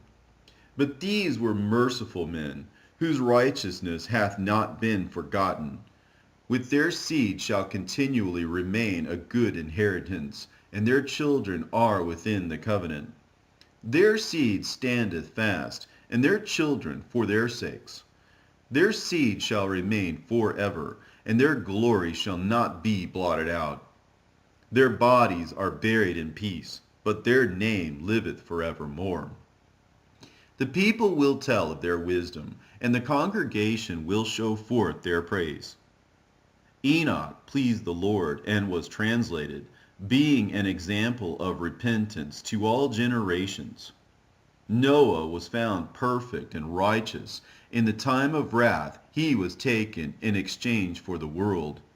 Therefore was he left as a reminder unto the earth when the flood came. An everlasting covenant was made with him, that all flesh should perish no more by the flood. Abraham was a great father of many people. In glory was there none like unto him, who kept the law of the Most High, and was in covenant with him. He established the covenant in his flesh, and when he was proved, he was found faithful. Therefore he assured him by an oath that he would bless the nations in his seed, that he would multiply him as the dust of the earth, and exalt his seed as the stars, and cause them to inherit from sea to sea, and from the river unto the utmost part of the land. With Isaac did he establish likewise, for Abraham his father's sake, the blessing of all men, and the covenant, and made it rest upon the head of Jacob. He acknowledged him in his blessing, and gave him an heritage, and divided his portion. Among the 12 tribes did he part them. And he brought out of him a merciful man, which found favor in the sight of all flesh, even Moses, beloved of God and men, whose memorial is blessed. He made him like to the glorious saints, and magnified him, so that his enemies stood in fear of him. By his words he caused the wonders to cease, and he made him glorious in the sight of kings, and gave him a commandment for his people, and showed him part of his glory. He sanctified him in his faithfulness and meekness, and chose him out of all men. He made him to hear his voice, and brought him into the dark cloud, and gave him commandments before his face, even the law of life and knowledge, that he might teach Jacob his covenants, and Israel his judgments. He exalted Aaron, an holy man like unto him, even his brother of the tribe of Levi.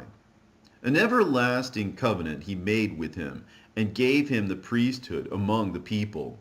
He beautified him with comely ornaments, and clothed him with a robe of glory. He put upon him perfect glory, and strengthened him with rich garments, with breeches, with a long robe, and the ephod.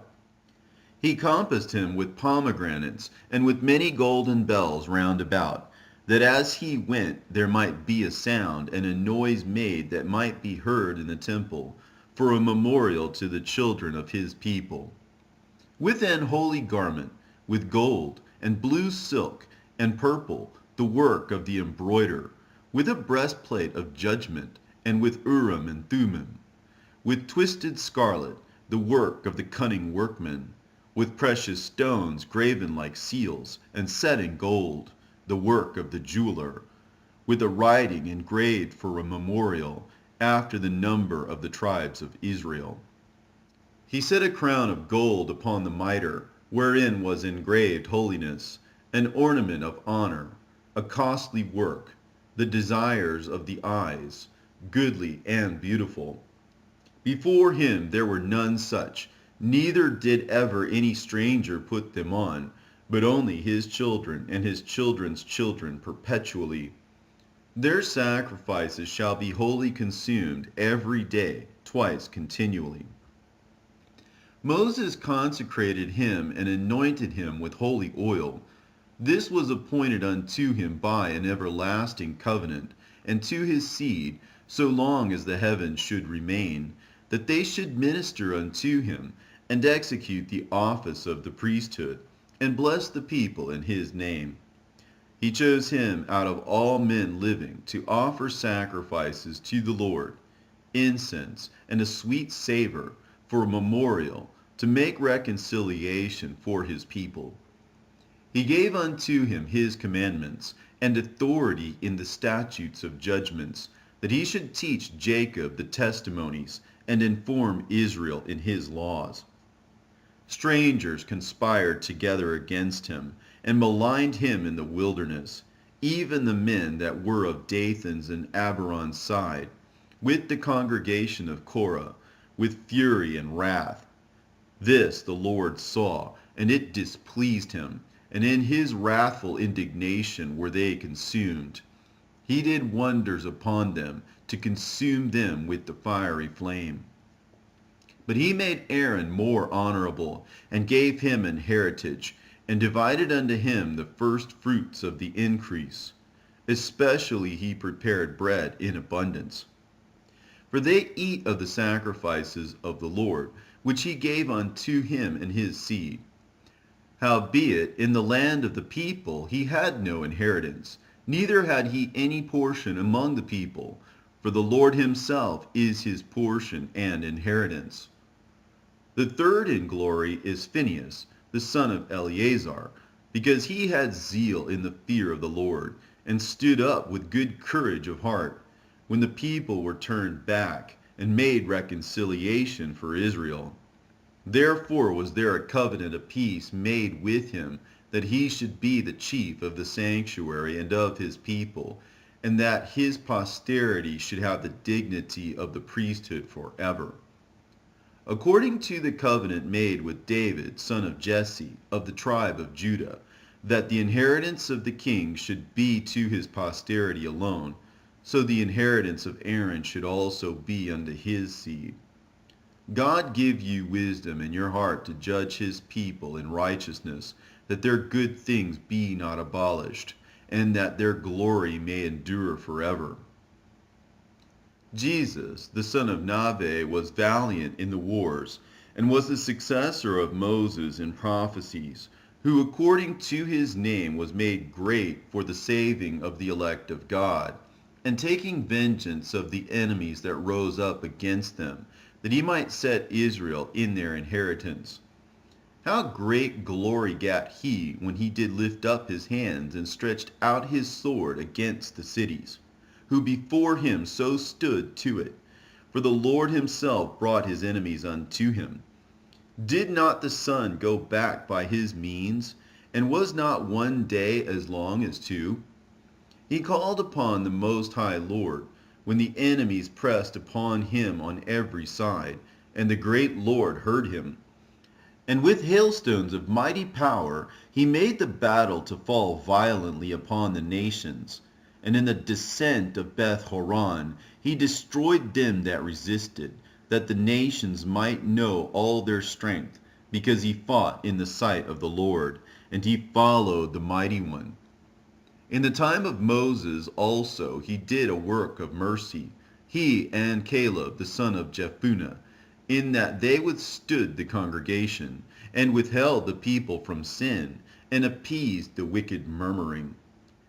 And of 600,000 people on foot, they too were preserved to bring them in to that heritage, even unto the land that floweth with milk and honey. The Lord gave strength also unto Caleb, which remained with him unto his old age, so that he entered upon the high places of the land, and his seed obtained it for an heritage, that all the children of Israel might see that it is good to follow the Lord. And concerning the judges, every one by name, whose heart went not a-whoring, nor departed from the Lord, let their memory be blessed. Let their bones flourish out of their place, and let the name of them that were honored be continued upon their children. Samuel, the prophet of the Lord, beloved of his Lord, established a kingdom, and anointed princes over his people. By the law of the Lord he judged the congregation, and the Lord had respect unto Jacob. By his faithfulness he was found a true prophet, and by his word he was known to be faithful in vision.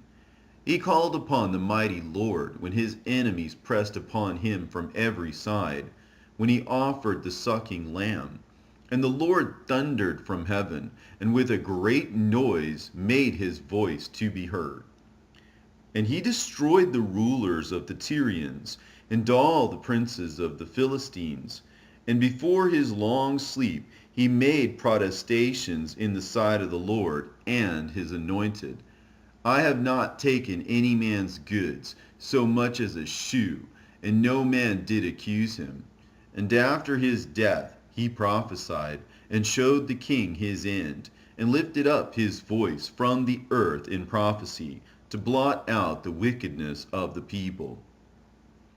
And after him rose up Nathan to prophesy in the time of David.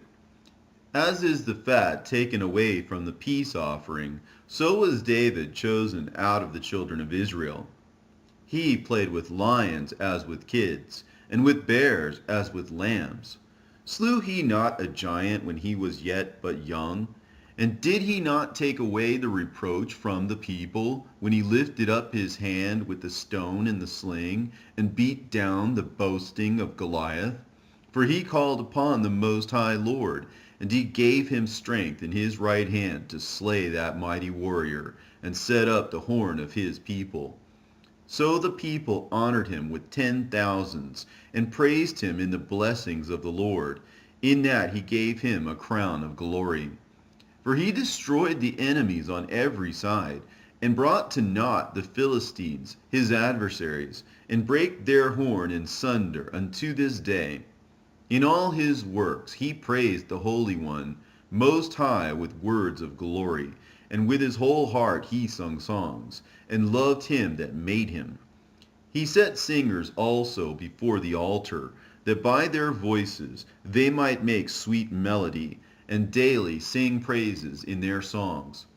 He beautified their feasts, and set in order the solemn times until the end, that they might praise his holy name, and that the temple might sound from morning.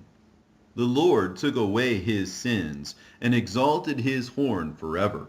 He gave him a covenant of kings, and a throne of glory in Israel. After him rose up a wise son, and for his sake he dwelt at large. Solomon reigned in a peaceable time, and was honored, for God made all quiet round about him, that he might build an house in his name, and prepare his sanctuary forever. How wise wast thou in thy youth, and, as a flood, filled with understanding. Thy soul covered the whole earth, and thou filledst it with dark parables. Thy name went far unto the islands, and for thy peace thou wast beloved. The countries marveled at thee for thy songs, and proverbs, and parables, and interpretations. By the name of the Lord God, which is called the Lord God of Israel, thou didst gather gold as tin, and didst multiply silver as lead. Thou didst bow thy loins unto women, and by thy body thou wast brought into subjection. Thou didst stain thine honor, and pollute thy seed, so that thou broughtest wrath upon thy children, and wast grieved for thy folly. So the kingdom was divided, and out of Ephraim ruled a rebellious kingdom. But the Lord will never leave off his mercy, neither shall any of his works perish, neither will he abolish the posterity of his elect, and the seed of him that loveth him he will not take away. Wherefore he gave a remnant unto Jacob, and out of him a root unto David. Thus rested Solomon with his fathers, and of his seed he left behind him Rehoboam, even the foolishness of the people, and one that had no understanding, who turned away the people through his counsel. There was also Jeroboam, the son of Nebat, who caused Israel to sin, and showed Ephraim the way of sin. And their sins were multiplied exceedingly, that they were driven out of the land, for they sought out all wickedness, till the vengeance came upon them. Then stood up Elias the prophet as fire, and his word burned like a lamp. He brought a sore famine upon them, and by his zeal he diminished their number. By the word of the Lord he shut up the heaven, and also 3 times brought down fire. O Elias, how wast thou honored in thy wondrous deeds?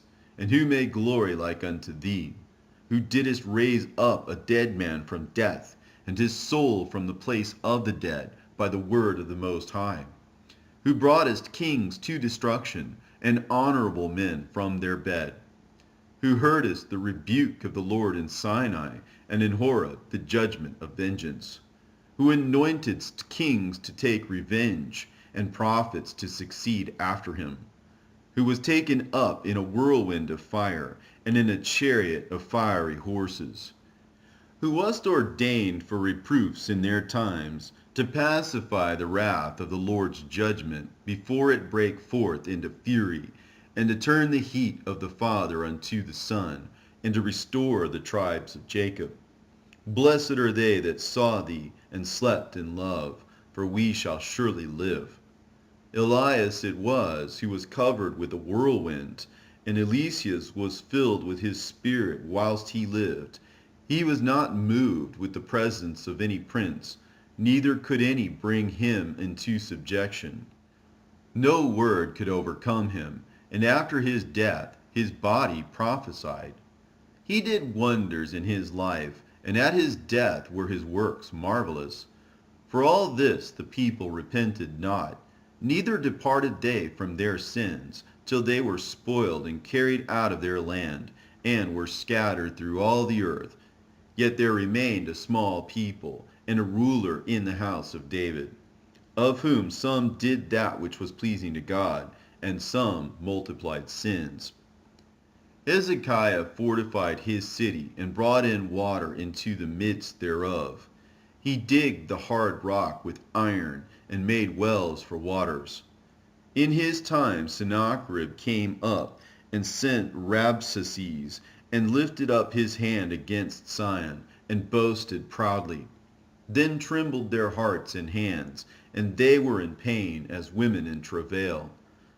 But they called upon the Lord, which is merciful, and stretched out their hands toward him. And immediately the Holy One heard them out of heaven, and delivered them by the ministry of Isaiah. He smote the host of the Assyrians, and his angel destroyed them. For Hezekiah had done the thing that pleased the Lord, and was strong in the ways of David his father, as Isaiah the prophet, who was great and faithful in his vision, had commanded him. In his time the sun went backward, and he lengthened the king's life.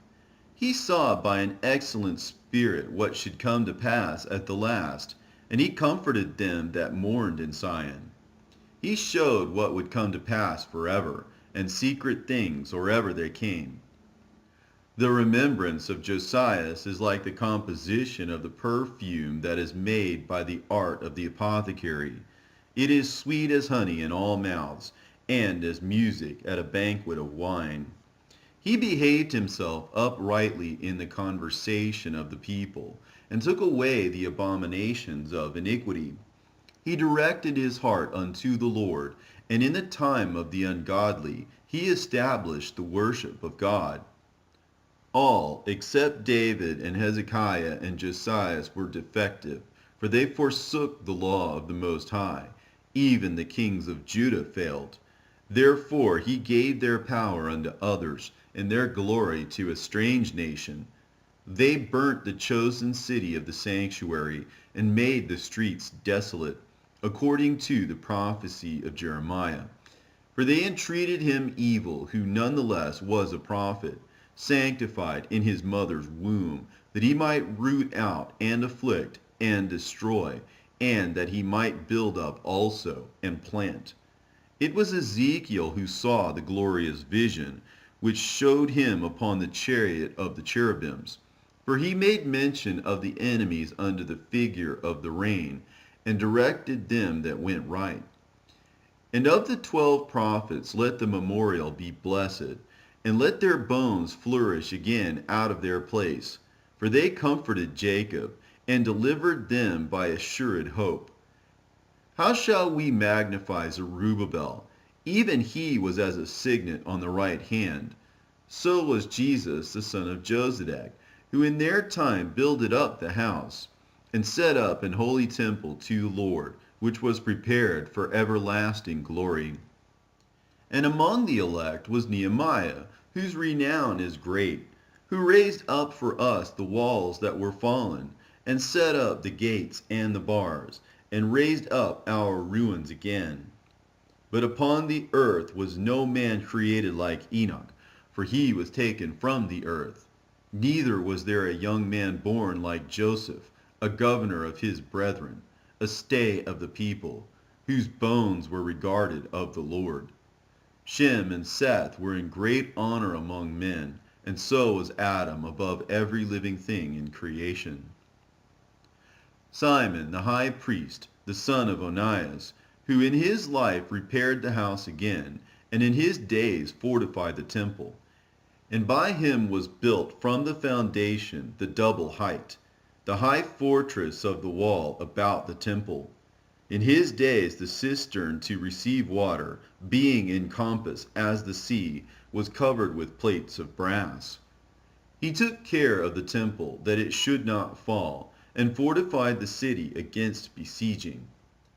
How was he honored in the midst of the people in his coming out of the sanctuary! He was as the morning star in the midst of a cloud, and as the moon at the full, as the sun shining upon the temple of the Most High, and as the rainbow giving light in the bright clouds, and as the flower of roses in the spring of the year, as lilies by the rivers of waters, and as the branches of the frankincense tree in the time of summer, as fire and incense in the censer, and as a vessel of beaten gold set with all manner of precious stones, and as a fair olive tree budding forth fruit, and as a cypress tree which groweth up to the clouds. When he put on the robe of honor, and was clothed with the perfection of glory, when he went up to the holy altar, he made the garment of holiness honorable. When he took the portions out of the priest's hands, he himself stood by the hearth of the altar, compassed about as a young cedar and Libanus, and as palm trees compassed they him round about. So were all the sons of Aaron in their glory, and the oblation of the Lord in their hands, before all the congregation of Israel. And finishing the service at the altar, that he might adorn the offering of the Most High Almighty, he stretched out his hand to the cup, and poured of the blood of the grape. He poured out at the foot of the altar a sweet-smelling savor unto the Most High King of all. Then shouted the sons of Aaron, and sounded the silver trumpets, and made a great noise to be heard for a remembrance before the Most High. Then all the people together hasted, and fell down to the earth upon their faces to worship the Lord God Almighty, the Most High. The singers also sang praises with their voices. With great variety of sounds was there made sweet melody. And the people besought the Lord, the Most High, by prayer before him that is merciful, till the solemnity of the Lord was ended, and they had finished his service. Then he went down and lifted up his hands over the whole congregation of the children of Israel, to give the blessing of the Lord with his lips, and to rejoice in his name. And they bowed themselves down to worship the second time, that they might receive a blessing from the Most High. Now therefore bless ye the God of all, which only doeth wondrous things everywhere, which exalteth our days from the womb, and dealeth with us according to his mercy. He grant us joyfulness of heart, and that peace may be in our days in Israel forever. That he would confirm his mercy with us, and deliver us at his time.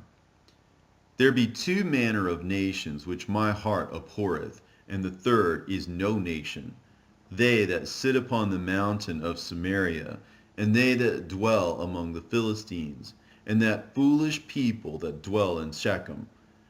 Jesus, the son of Sirach of Jerusalem, hath written in this book the instruction of understanding and knowledge, who out of his heart poured forth wisdom. Blessed is he that shall be exercised in these things, and he that layeth them up in his heart shall become wise. For if he do them, he shall be strong to all things. For the light of the Lord leadeth him, who giveth wisdom to the godly. Blessed be the name of the Lord forever. Amen. Amen. A prayer of Jesus, the son of Sirach. I will thank thee, O Lord and King, and praise thee, O God, my Savior. I do give praise unto thy name. For thou art my defender and helper, and hast preserved my body from destruction, and from the snare of the slanderous tongue, and from the lips that forge lies, and hast been mine helper against mine adversaries, and hast delivered me according to the multitude of thy mercies, and greatness of thy name, and from the teeth of them that were ready to devour me, and out of the hands of such as sought after my life, and from the manifold afflictions which I had, from the choking of fire on every side, and from the midst of the fire which I kindled not, from the depth of the belly of hell, from an unclean tongue, and from lying words. By an accusation to the king from an unrighteous tongue my soul drew near even unto death. My life was near to the hell beneath. They compassed me on every side, and there was no man to help me. I looked for the succor of men, but there was none. Then thought I upon thy mercy, O Lord, and upon thy acts of old, how thou deliveredst such as wait for thee, and savest them out of the hands of the enemies. Then lifted I up my supplications from the earth, and prayed for deliverance from death. I called upon the Lord, the Father of my Lord, that he would not leave me in the days of my trouble, and in the time of the proud, when there was no help. I will praise thy name continually, and will sing praises with thanksgiving, and so my prayer was heard. For thou savedst me from destruction, and deliveredst me from the evil time. Therefore will I give thanks, and praise thee, and bless thy name, O Lord.